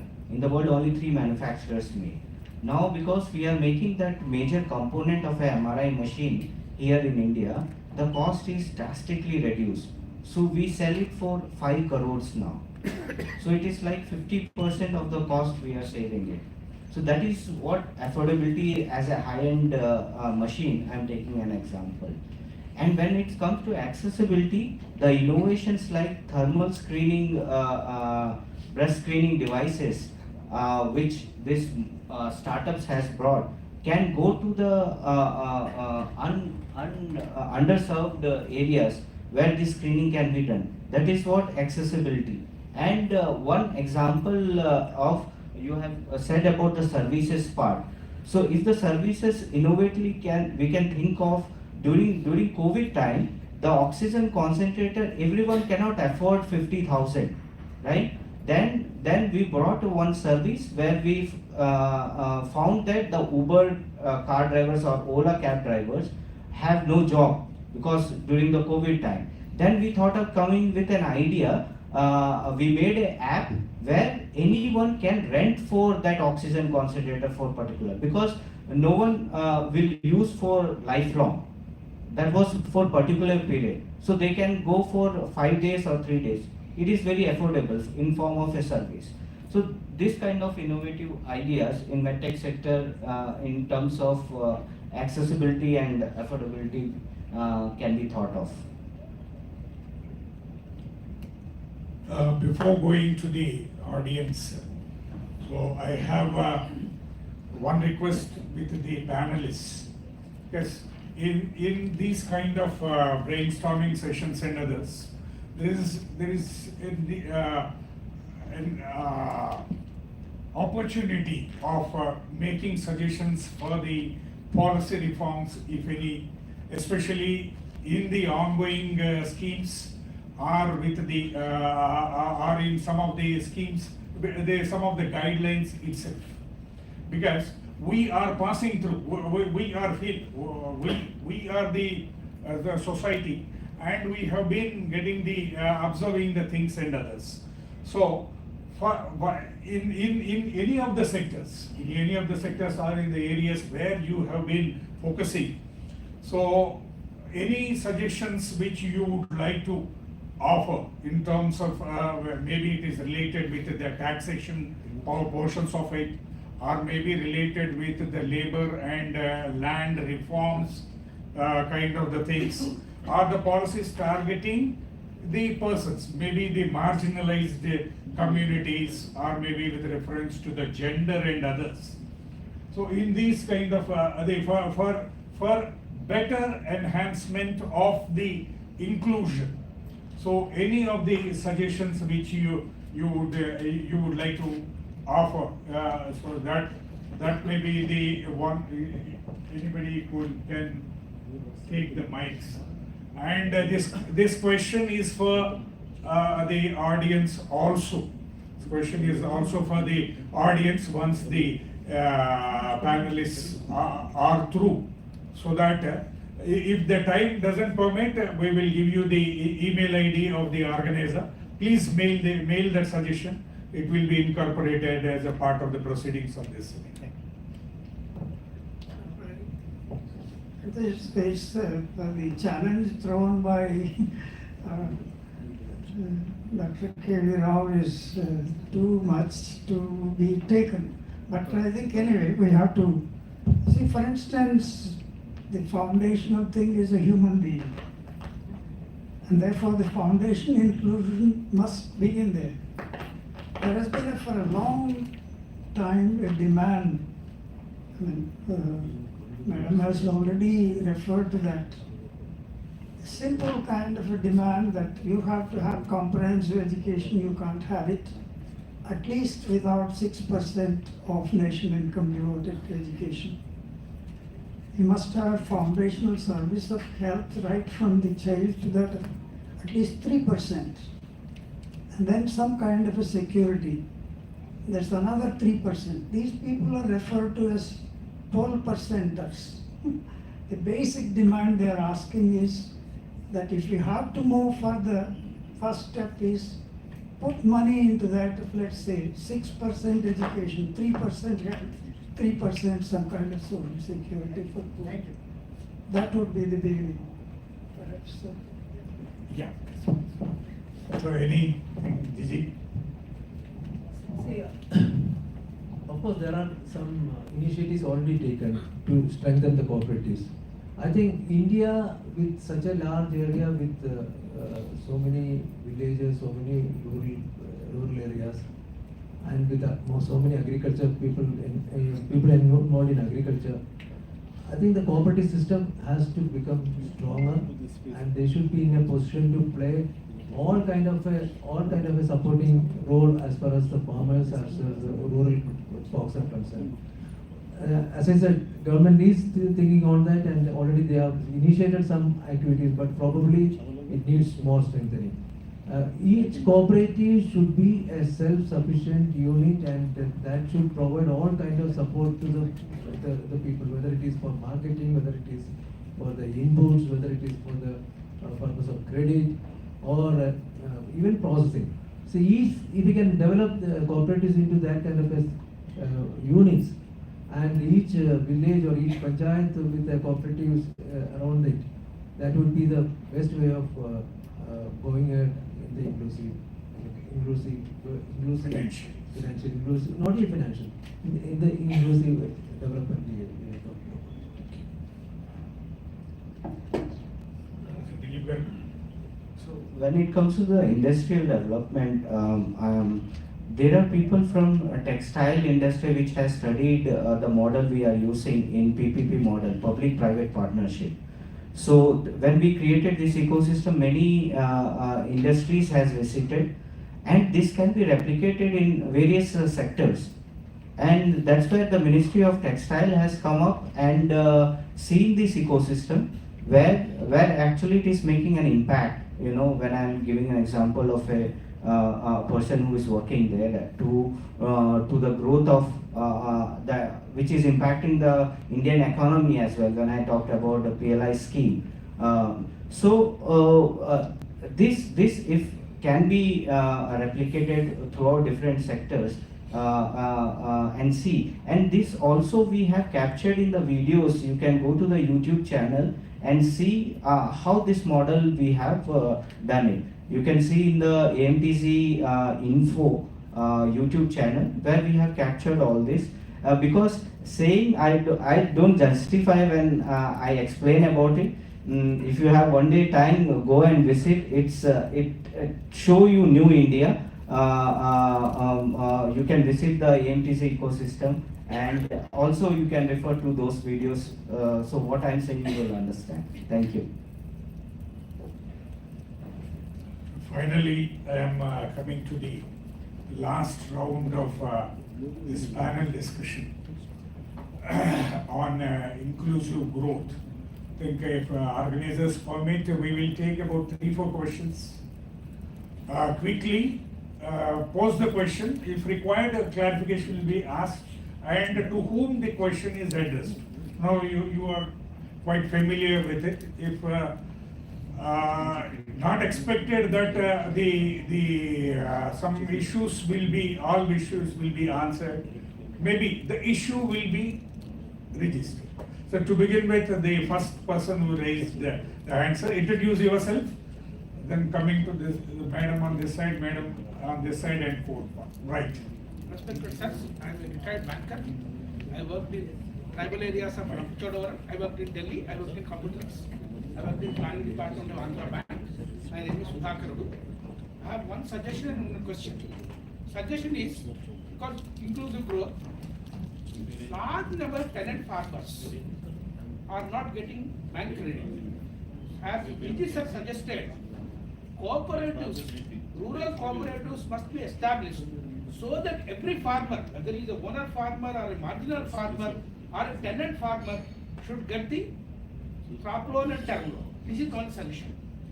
And there is another question is to Mr. G.G. Sarungi, because you are right, sir. SHG movement is taken wide sweep, and a lot of people, especially in Andhra, Tamil Nadu, and some states, are doing very well. But as one of the beginners of SHG movement, way back in '87, even before government started, I am appalled that today SHG capacity building is 0, sir. Today what's happening is people take loans and they lend again. So how to improve the capacity building? How to put it? How to put back? Unless the capacity building is put back on the rails, SHG movement is going to crumble. How to do it? That's the question.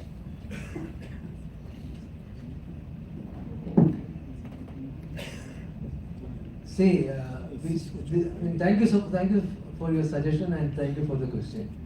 In fact, if you see the SHG bank linkage movement program or SHG movement, initially it was all driven by the NGOs. It was an NGO-driven program, and when NGOs were initiated that program, they had the kind of the kind of will and they have the time and energy to be supporting this program to the entirely, including the capacity building, bank linkage, everything. But once it has now moved to the government in the form of NRLM or SRLM, that kind of a dedication has been lost. That's a fact of it. So if you have to get back, I think more and more dedicated people need to be brought into the system, and that is the only way of doing it. Otherwise, there is no way of doing it. But then, as I said, in this new initiative which the government has started in Lakpati, they have realized that. So there is a separate component element is kept for the capacity building of the borrowers who are being given a higher quantum of loan. Some kind of hand-holding facility has been kept, but still it can't match the kind of the dedication or the kind of the approach which the NGOs had in the earlier days. You are right in that. Sir, may I? Yes, I think now gender sensitive issues. Lot more women we have. After madam. Okay. Sorry, sir. No, carry on. Yeah, I would thank the panelists for enlightening us on this topic. And yeah, myself, Dr. Laila, we've done from IFHE School of Social Sciences. And I have been working on inclusive development. This is my interest area in research. Of course, it has come from Professor I was his student. So in fact, I have one seed money project here for the tribals in Hyderabad district. And my colleagues visited the place. I couldn't go for some reason. And they found, when we were discussing when they came back, the hospital nearest PHC is 50 kilometers far. Nearest bank is 50 kilometers. And the Aacademia Foundation school is there.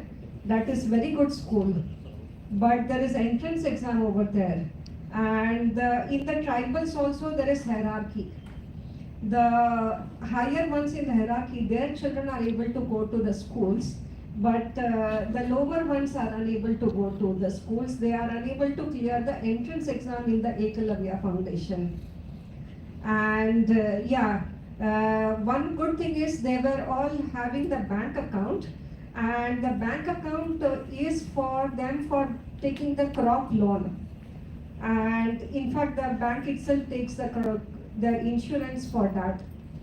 So, once a while they visit the bank, take the money, and they do not deposit money. Their answer is, we don't have money to deposit. What do we deposit? And the bank is so far, no question of ATM.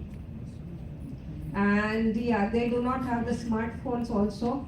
And their houses, thatched roof, water leaking. It was raining that time, and the water was leaking in their houses, and they used to keep the containers so that it doesn't the house doesn't get flooded. So yeah, my colleagues who went there, it was month of June, and we couldn't leave without AC also, and they did not have fans in their houses. They had a small land, some 1.5 acre land, with which they are managing with the meager money which they get. And in fact, they were unhappy with what government is doing. As soon as they went into the area, the first question the tribals asked is, are you from the government? They said no. Then they responded to all the answers. They said, if you guys would have been from the government agencies, we were about to beat you badly and send you out of our place.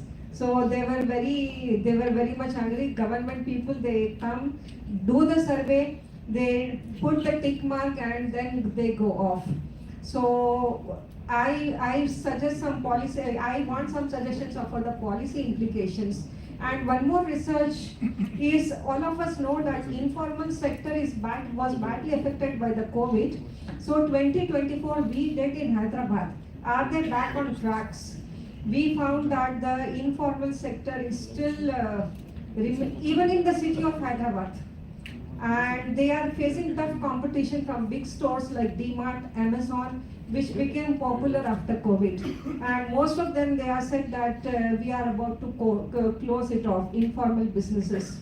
They are suffering badly. So after so many decades of independence also, we are unable to provide education, basic hospital in the Adilabad, the tribals for the Adilabad, it is 50 kilometers far. Question. Yeah, just last sentence. And they have only means of transport is bullock cart. There are no old people over there, and we got suspicious that maybe on the way they are expiring. So yeah, so I want policy options. What are the policy options for the government? So thank you all.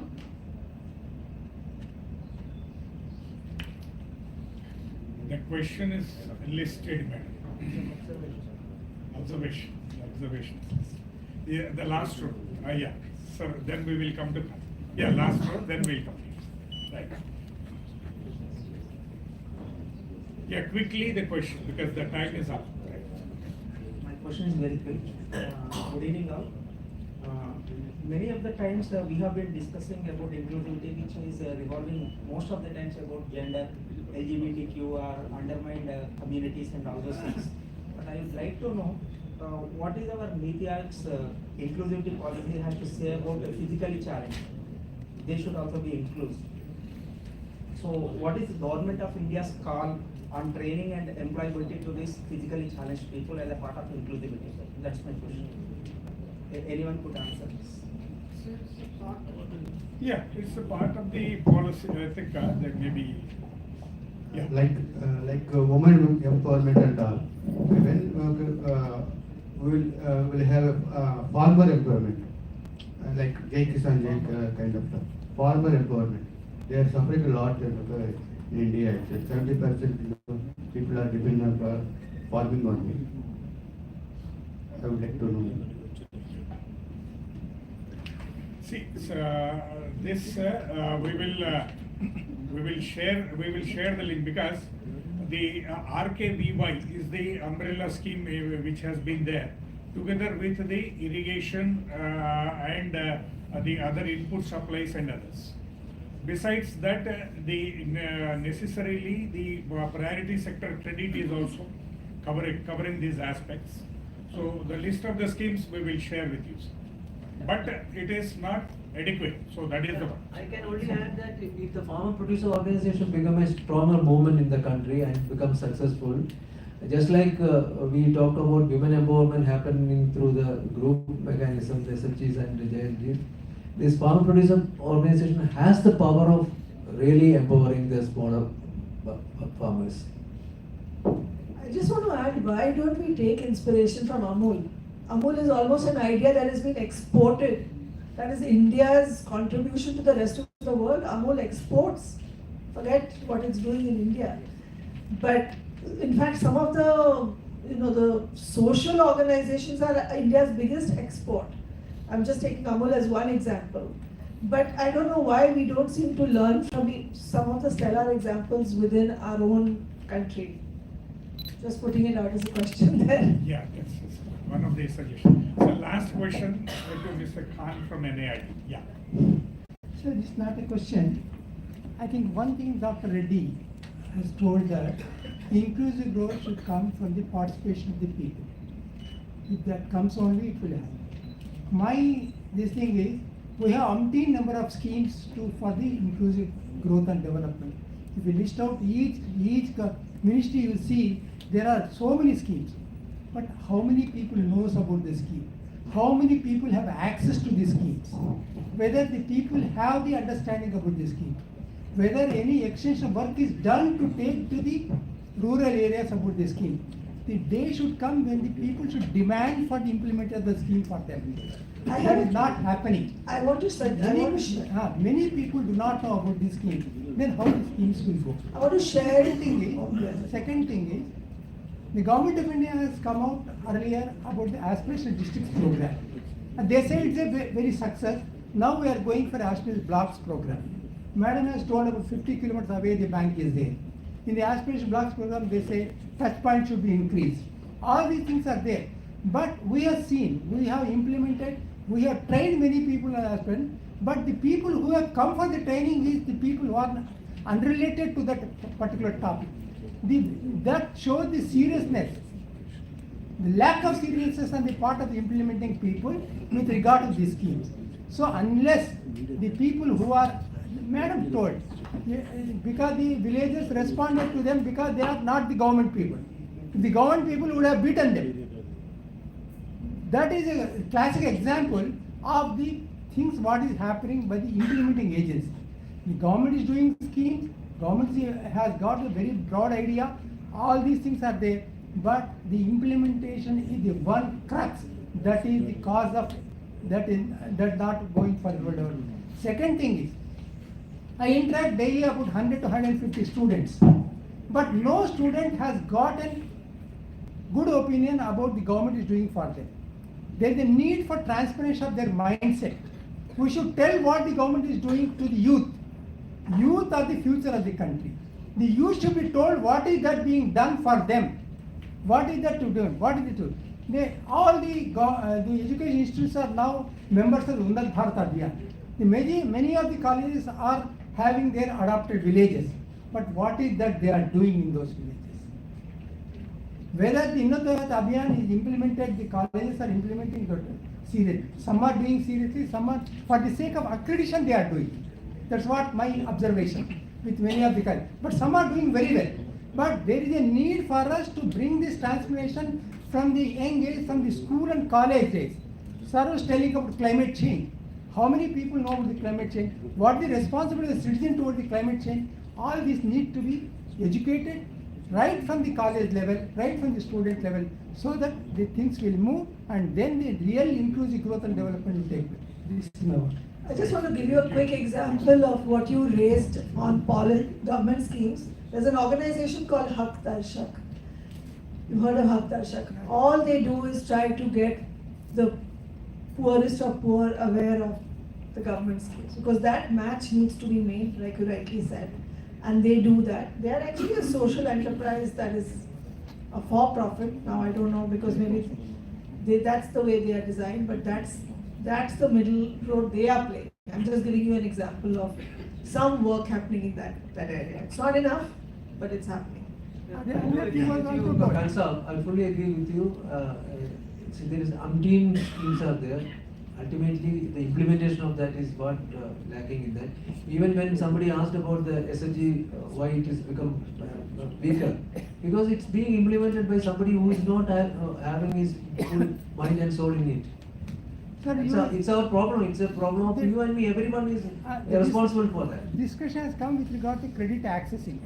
So the government has told that there should not be collateral securities in some of the schemes. But you go to a bank, the bank asks for the collateral security from people. That's how the young entrepreneurs who are coming into want to go it, they are being killed at the initial stage itself. So these are things which that is there what is happening at the implementation level. Thank you, everybody. Yeah. No, I think Last question. kindly let's not go back home after discussing inclusive growth that the same kind of problems we discuss every day. It's a much larger kind of a dream. I'm telling you, it's a much larger kind of a dream conceptually, that if you start working, it's a comprehensive kind of thing. You can't say that bank loan or let's say the office attendance or some other technology. It is something which has to be thought about comprehensively. As I said, you can't solve this problem, particularly when sustainability question comes in, piecemeal at every step, but it's a global problem. It requires some kind of a understanding globally, and it requires a citizenship where you have to build up by, let's say, putting money into their, improving their capabilities. Therefore, we have problems. Those will not be solved by just, let's say, discussing piecemeal. It has to be thought about. That's why I have started saying it's a complex kind of a concept, inclusive growth and development. It is not the one which is operationalized anywhere in a comprehensive manner. It's still in the process of thinking. And therefore, all right thinking people are thinking it's the right thing, but it doesn't get into that of the field as yet, because it requires global consensus, national consensus, individual consensus, that I am part of it, I live a different way that suits perhaps the objective. Our lifestyle, consumption, everything should change. Hopefully one day it will happen. One point. Yeah, just we will discuss during the dinner time, sir. I would like to conclude because the organizers have given the second one. One sentence. Yes. One sentence and they finish it. Rightly agree. Inclusive growth and development is not only financial inclusiveness. It's not a greater connotation. Rightly said. Social empowerment through recognition and celebration of the ancient heritage is also important. We are forgetting our ancient heritage. We had a wonderful heritage with our in our culture. I think that needs to be again revived to have this inclusive growth and development. Thank you. Thank you. So I will conclude this session only with one word, that inclusive growth is crucial for India's development, ensuring everyone benefits from the economic progress together with the various sectors behind. Thank you. So we'll discuss during the dinner time. Thank you, sirs and ma'am, for a truly edifying experience. I'm sure all of the audience are completely marooned by your deliberations. I now invite Professor C.S. Shalajan sir to brief about the new PhD program in Development Studies and Public Policy.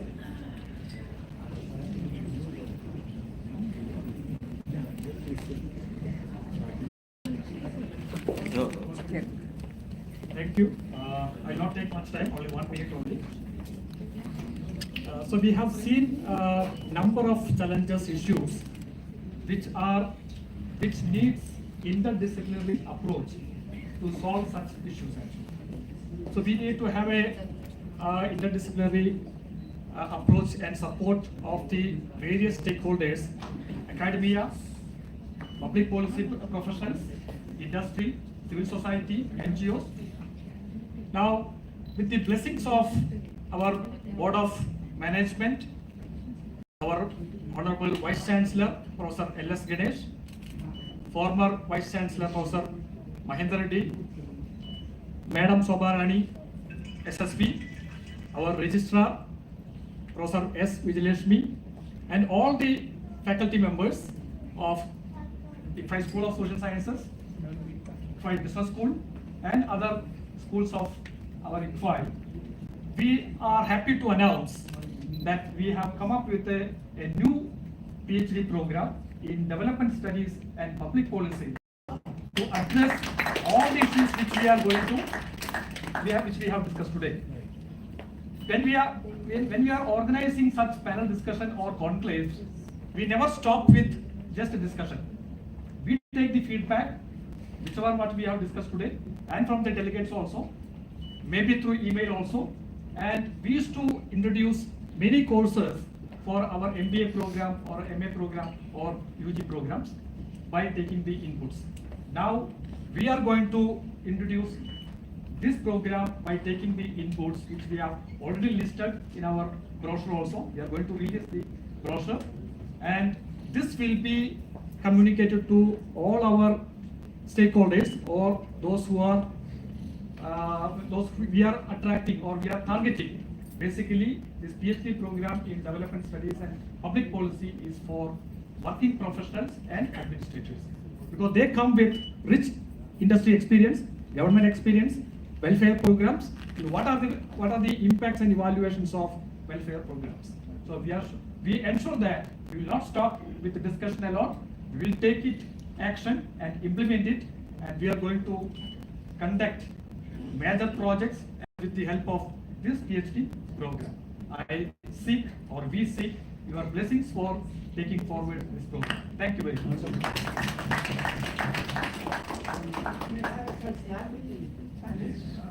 Sir, we'll do it. We'll do it. Sir, I will take not more than 2 to 3 minutes of your time. We also have amongst us an accomplished personality, Dr. G.R. Chintala, former chairman NABARD India and present chairman Research Advisory Committee of NAARM, Government of India, Hyderabad. Dr. G.R. Chintala was the former chairman of National Bank for Agriculture and Rural Development, India. He did his post-graduation from the world-renowned Indian Agricultural Research Institute, New Delhi. He was also the chairman of NABARD Consultancy, NAB Cons Limited, NAB Venture Limited, and NAB Foundation.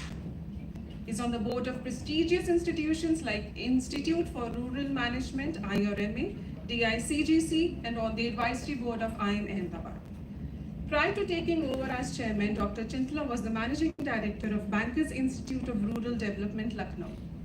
He was also chairman APRACA Central. During his tenure in NABARD, sir had many salient works to his credit and was involved with the world's largest microfinance program, that is SHG, since beginning. In the recent past, he created the digital platform eShakti for SGHs. He had done many consultancies and visited many countries. Currently, Dr. Chintala holds prominent advisory roles and continues to mentor agri-tech startups and venture initiatives. I request Dr. Anita Siraman ma'am to please welcome sir.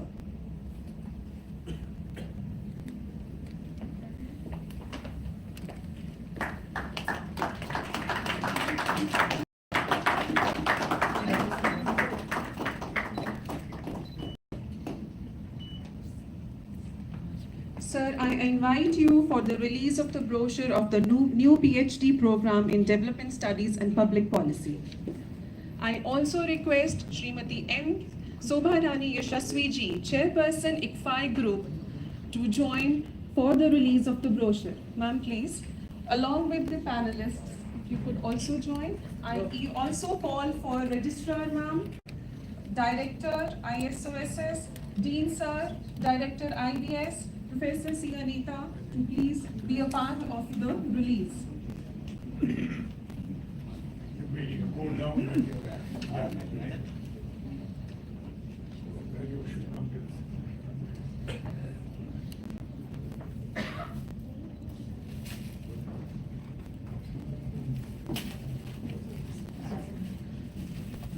This definitely calls for an applause.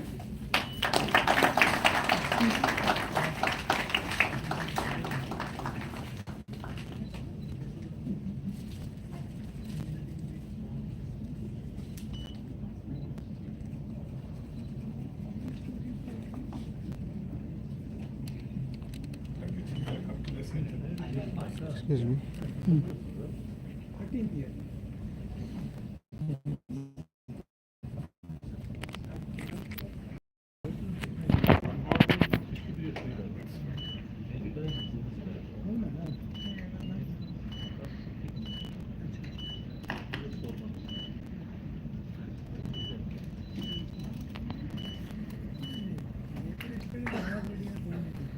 Good wishes to the students as also the PhD guides. That's it.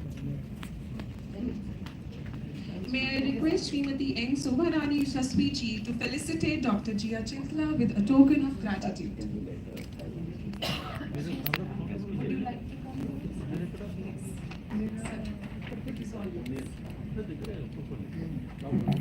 You can shift down.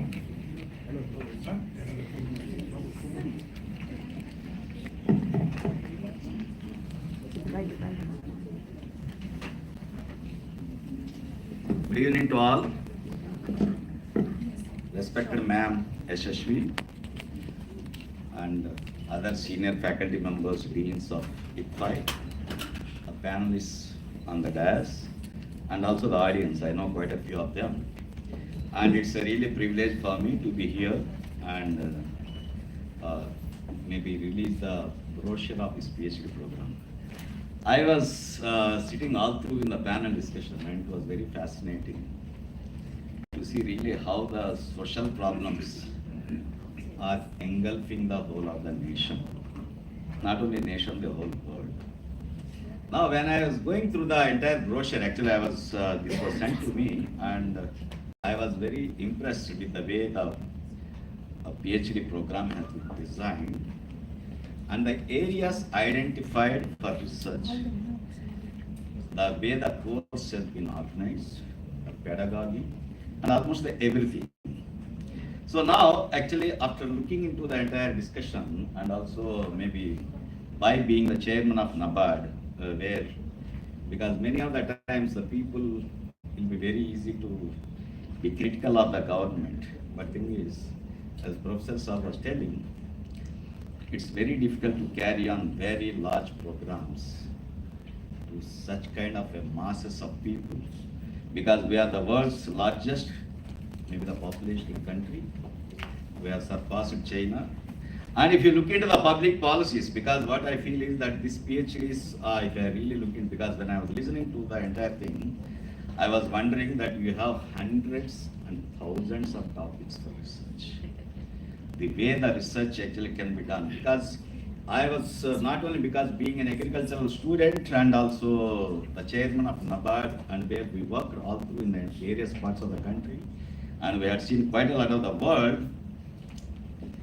If you try to address one problem, probably at a later date it may give rise to another problem.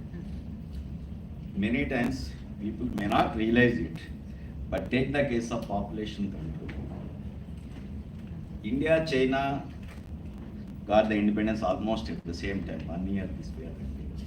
But China had embarked on the transformation, that is the market open economy in 1978. And at the same time, they started practicing the one-child policy. And today, after 4 generations, China is left with more old people than the young people. Now the whole other society has to carry the burden of this entire thing. And really what exactly we are leaving to the public at a later stage. The same thing is going to happen in the country also, India also. Now one of the statistics, I was pursuing it and I was going through it, and I found almost by 2036, so many people will be above 60 years. And by 2050, more than, maybe I can say that at least 50% of the population will be around 70 years plus. Now that geriatric population adds to the entire problems of this country, because we need very high level of medical care, and by that time actually the people with no money, somebody has to do it, then that is the case actually who is going to do it. Now actually take the case of the new scheme announced by Honorable Prime Minister, that is for the people above 70 years, Ayush Bharat is free. Now actually this is a very thought-provoking one. being in the public policy space, actually, I can say that it's very, very easy because I'm telling that the problems cannot be solved overnight. And thing is, even if you solve, something else will happen. Now take the case, if you just look at the visuals of Middle East. Earlier it was Syria, today it is Lebanon and others. Such kind of a buildings, actually almost some of the places look like our Gachibowli. If you look at the visuals, they are being bombarded. People have become homeless. People have become injured. People have lost their limbs. People have lost their livelihoods. Now, can you just imagine really how many generations will it take for those countries again to come back to the kind of same kind of a status? I think it's beyond our imagination. So any kind of a calamity can happen and all those things. Now today, the exclusion, actually inclusion everybody talks about. Exclusion starts with the birth. Whether it is the caste or within the caste, again the subcaste. Actually somebody was telling, within the tribals, actually there are some haves and some have-nots. Like the scheduled caste, there are haves and have-nots. And again the whole society is ridden with so many things. Actually we have a gender disparity, we have so many things. And that today actually we are adding another new dimension that is called ecological refugees. Actually earlier, actually this kind of refugees were not there. Today the whole of the world is having ecological refugees. And again, in case of inclusive growth, actually I was looking into one of the World Bank statistics. The way actually we are shifting towards the renewable energies, most of the investments done in the fossil fuel kind of a thing are going to be the non-performing assets running into trillions of dollars. And at that time, there will be refugees in the banking system itself. Because the people who have funded so much of a thing, actually they all will be in the refugee status because they lost their money, they lost their interest, and many of them might be behind the bars also because you have given them money to just see that okay, everything is hunky-dory, but thing is suddenly the whole of the activity has gone bad. So now the things. So now, if you really look into the whole of this thing, every time look from Vedas to the thing, always the society is ridden with problems. Now the people will try to address, people will try to solve, but thing is, never, in case if you look into the statistics, in 1600 when Britishers came to India, Indian population was hardly around 3 to 4 crores. But by the time the Britishers left, we are 33 crores. But within 75 years, we have become 140 crores. Now imagine really what kind of a pressure we are putting on the ecosystem. The same finite resources of the soil, water, air, any kind of a thing. And also as Professor Saab was telling, we are going to consume so much of and thing is where from the power is generated. So now if that is the case, the development has to take place and we have to reach the ambitious target from $5 trillion to the $47 trillion. I think it is a humongous task. It may not be in the hands of one or two. Government has to be there in the public policy space and the private has to pitch in and the non-governmental organizations also have to come. And at the end I can say self-help group movement was one such experiment which we have done. It was successful. At the same time, when it goes into a different hands, actually the entire parameters undergo a change. So now at the same time, I cannot watch SHG movement when it was only in the NGO hands, actually it has delivered goods. Because I wrote a book, I want to present it to Madam SSV. As chairman of NABARD, I wrote a book on SHG because I was there from the day the concept was there in the drawing board in 1987. Everything has been done, but at the same time, if you look into the non-governmental organizations, they were also very partial. They work in only the good areas where they get the results. And thing is, none of them have gone to Bihar, none of them have gone to Uttar Pradesh, none of them have gone to Kashmir, nor Northeast or anything. The entire SHG movement, if you look into it, it was concentrated only in the South, where the institutional systems are fantastic, the societal fabric is so good, and people have got some kind of a repayment ethics and so many other things. But the same thing is not true. Now take the case of population control. All the South Indian states, now actually they are almost going into the Chinese way, but thing is still the Bihar and UP are having minimum 6 to 7 as the average family size. So now in case if the delimitation happens and so many things happen, a time may come probably this part of the country which had practiced so systematically the family planning and also tried to improve the prosperity will be totally outsmarted by the people who are so many in the numbers. So now, actually you don't know really how exactly the reactions are going to happen. So now, the problems are umpteen and the problems are so many, and maybe solving overnight is not any possible at all, but at the same time, we require a real scientific studies on this one. So here, I remember Sri Sri's quote, Kadedi Kavita Kanarham, Ukkapilla Sabubilla Akipulla, Kadedi Kavita Kanarham. Likewise, you just take any of the subjects. You have so much because you have outlined around 20 or 25 subjects. If I really look into it, in each topic, I can give at least some 20-25 problems as to what are to be researched. Take the case of agriculture. First thing is agriculture with regard to the productivity, with regard to the profitability, with regard to the sustainability, and the next one is the regenerative agriculture. Are we really in a position to do it? And can we really practice it with having no cattle population right now and the kind of a pressure? And thing is, what about the other societal impacts of this kind of thing? If you stop doing the chemical farming, we may go in the Sri Lanka way. Can we afford it? Now, these are the issues. I think we require quite a lot of studies, and the studies should throw up the policy options, and these policy options should be given to the policy makers. And we will continue to do the improvement. That's what I will say, that actually improvement is not a stop. Improvement is a continuous process.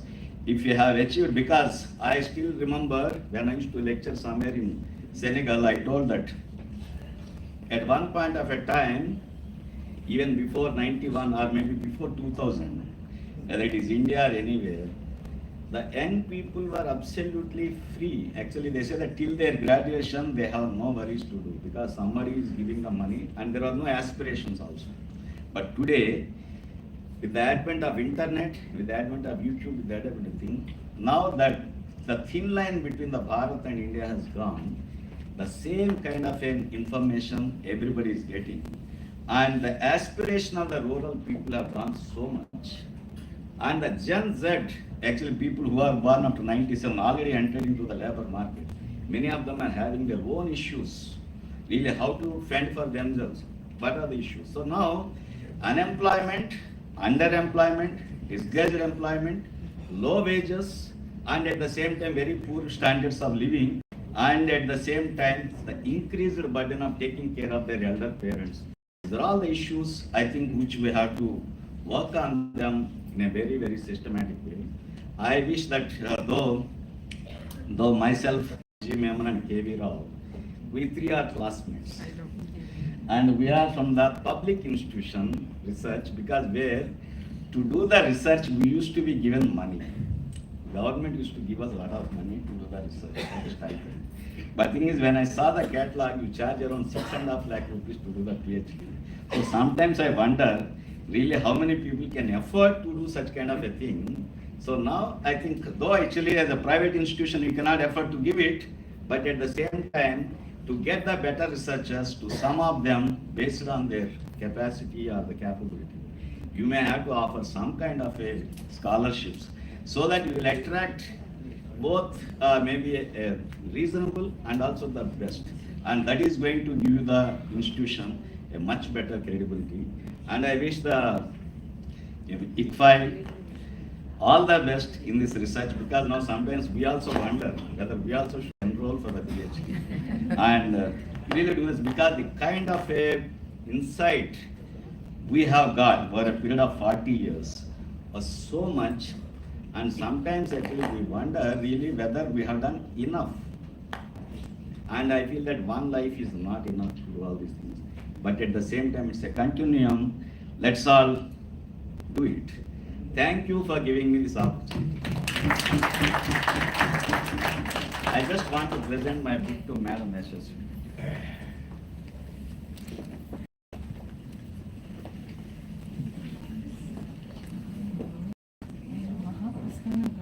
Yes.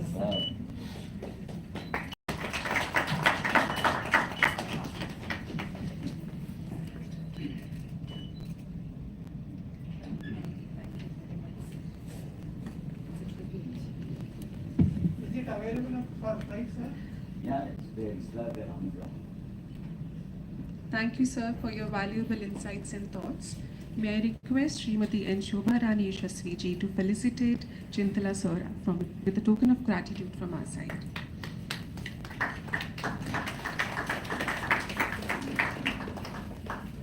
Chintala garu, one inclusive suggestion, sir. Come to the center, so we will be included. Yeah, you Yeah, have just to I should repeat. Yeah, yeah, please. Thank you.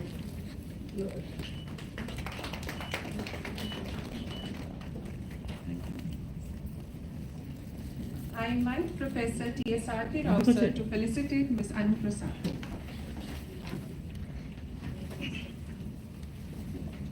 Sir.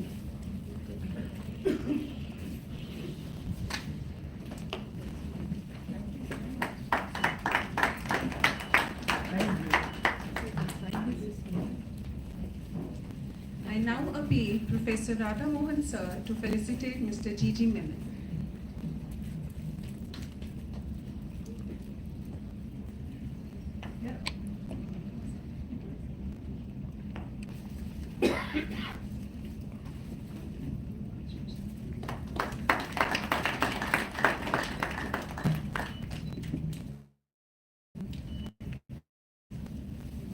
I request Registrar Ma'am Professor Vijay Lakshmi to please present the memento to Mr. K.V. Rao.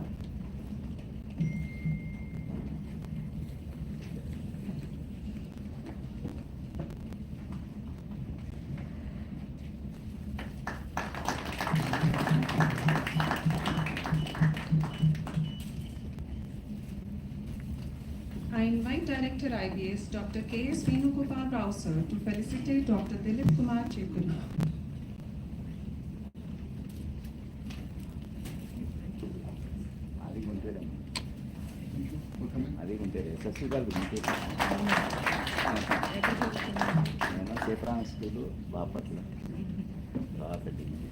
I also appeal Dr. D. Satish to felicitate Professor D. Narasimha Reddy.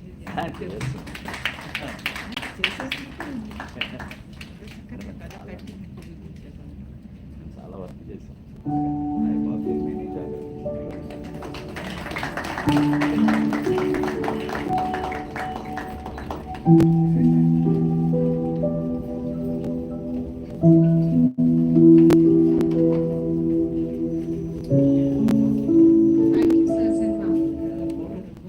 Furthermore, I invite Dr. Anita Siraman Ma'am, Chairperson, CoEBF, and a seasoned senior faculty in the Department of Finance and Accounting to briefly talk about the CoEBF upcoming Summit 2024.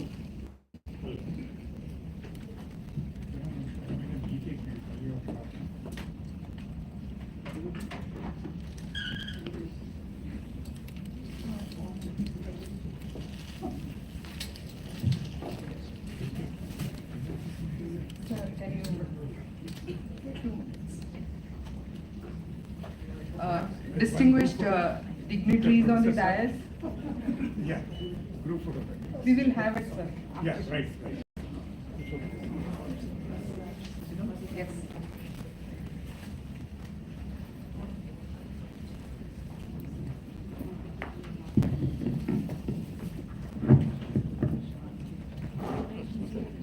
Distinguished dignitaries on the dais, esteemed guests, a very good evening.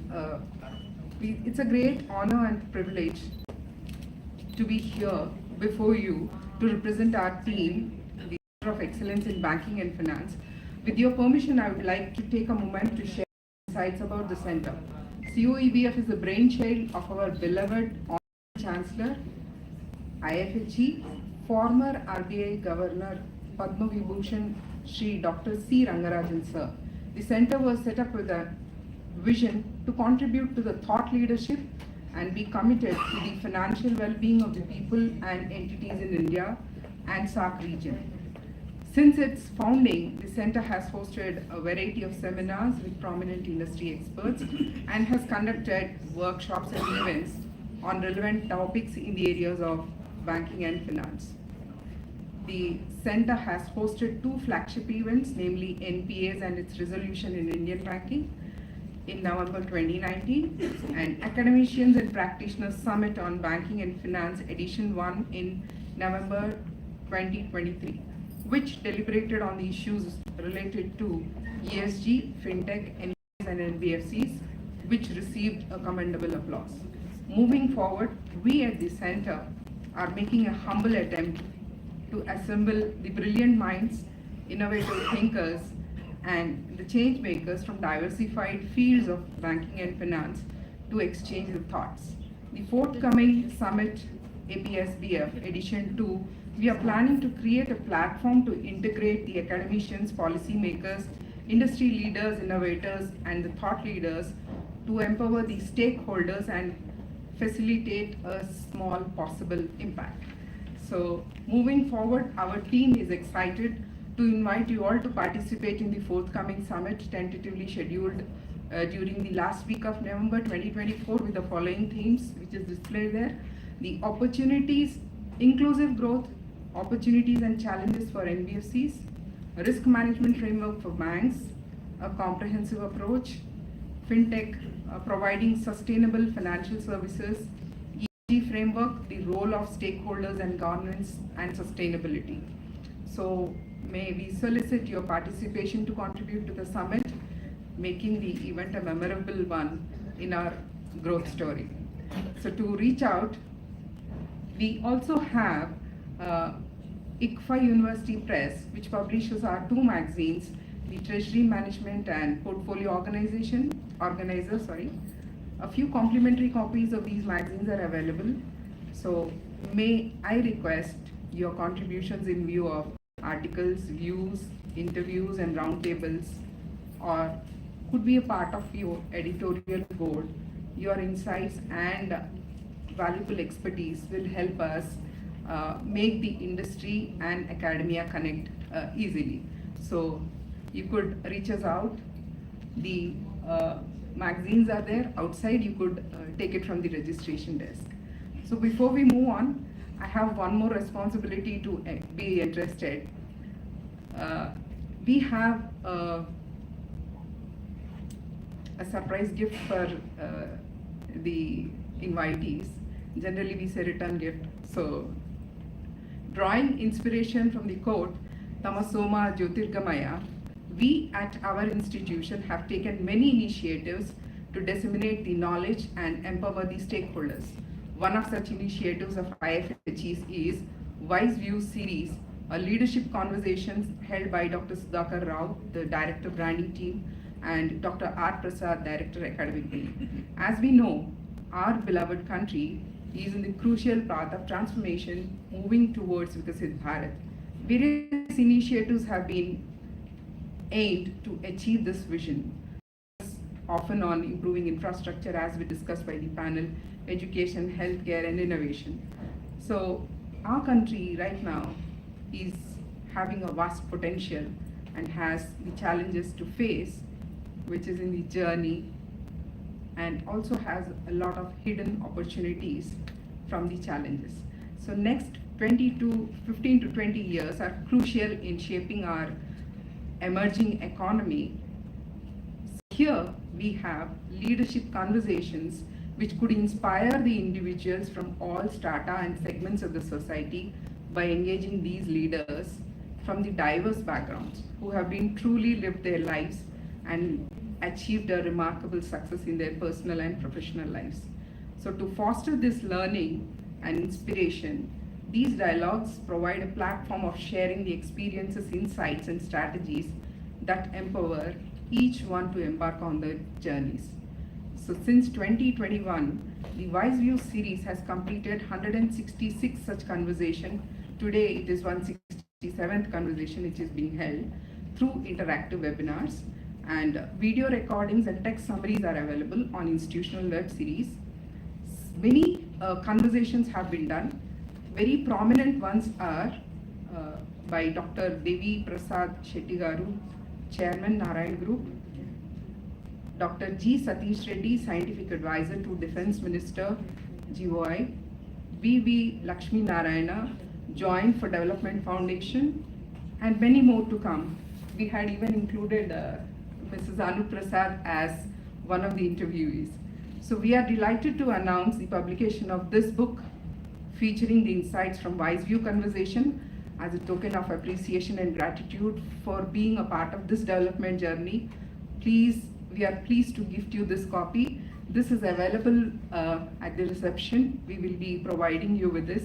I hope you will enjoy these conversations. We encourage you to reflect on them, and our institution would be eager to hear your thoughts and insights, and your feedback is quite valuable to us. So please do take these copies and hand it over.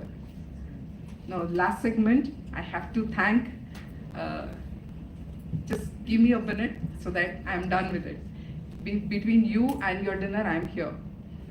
On behalf of Team CoEBF and ICFAI School of Social Sciences at IFHE, I'm here to extend my sincere appreciation and gratitude to everyone who contributed to this event directly and indirectly.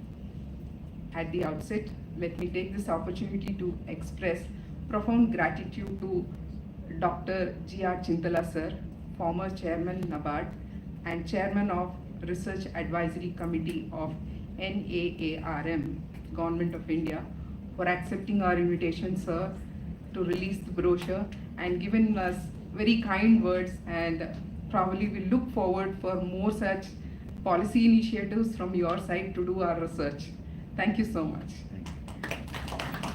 Let me extend my sincere appreciation and heartfelt gratitude to our panel members, Gigi Menon sir, Executive Director, CEO Sadhan, Ms. Anu Prasad, Founder and CFO, ILSS, Professor D. Narasimha Reddy sir, Professor of Economics, retired and former Dean of School of Social Sciences, University of Hyderabad, Dr. Dilip Kumar Chekuri from CEO Med Valley, and Shri K.V. Rao Garu, former CGM NABARD and currently working with NARDPJ. I would like to express my heartfelt gratitude to all the panelists for their valuable insights and contribution during the discussion. Your expertise and perspectives have enriched our understanding and inspired quite a few of them. Thank you for being a vital part of this event. I'm sure we had a lot of takeaways. Gigi sir would agree that these deliberations would definitely carry on the inclusive growth which is happening in the Sadhan's National Conference, yes. October 25, 26th, 23rd, 24th at Sadhan, New Delhi. We will get more to discuss. Thank you so much. I acknowledge my sincerest gratitude.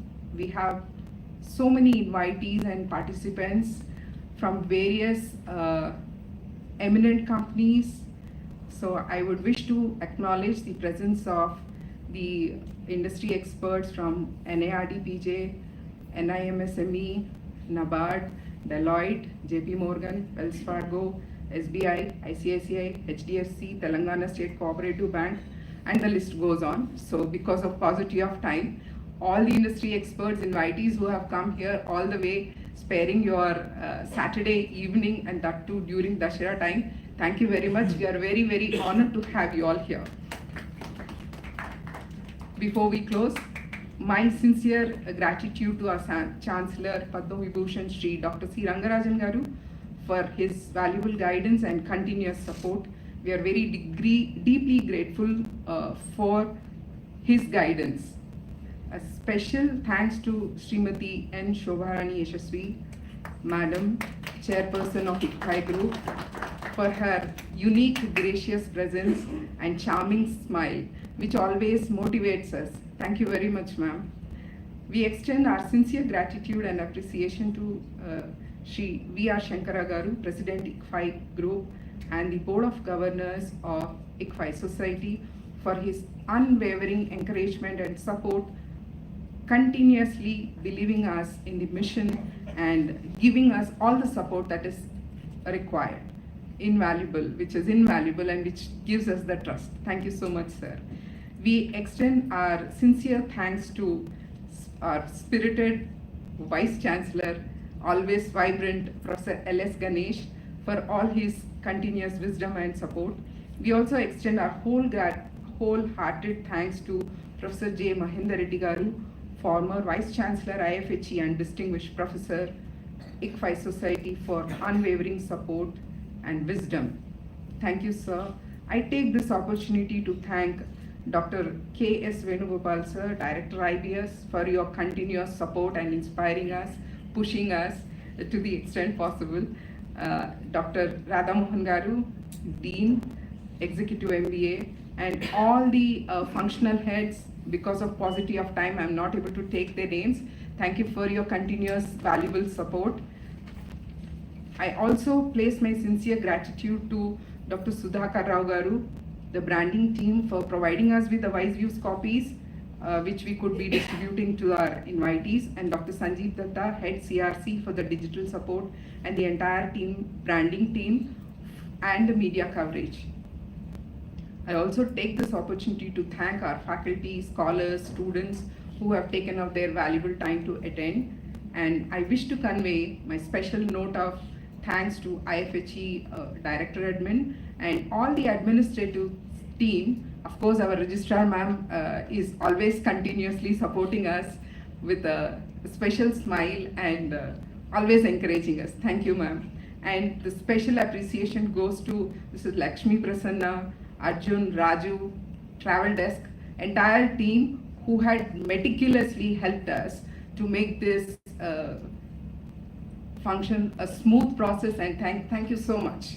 And not but the least all, I would wish to thank all the students from Team YES and also DAP who has helped us continuously on the media support and continuous support. Thank you one and all. Please join us for a photograph and then you can have your dinner and networking. Thank you so much for gracing this occasion.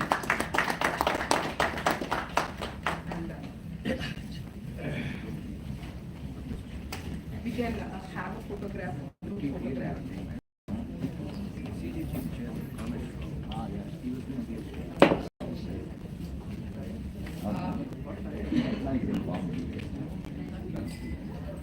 May I request everyone to join us for national anthem, please, and then we can.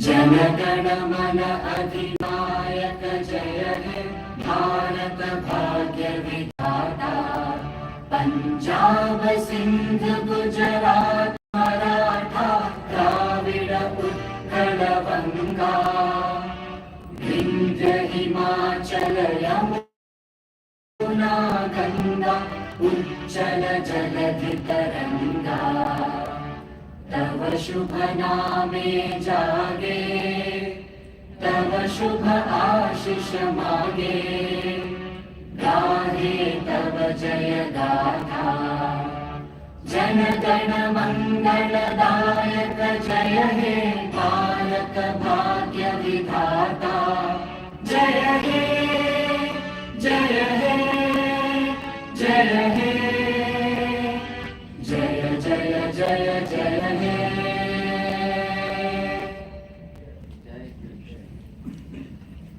Can we all join here for a group photograph, please, to capture the moment? Everyone. Sanjay sir, please.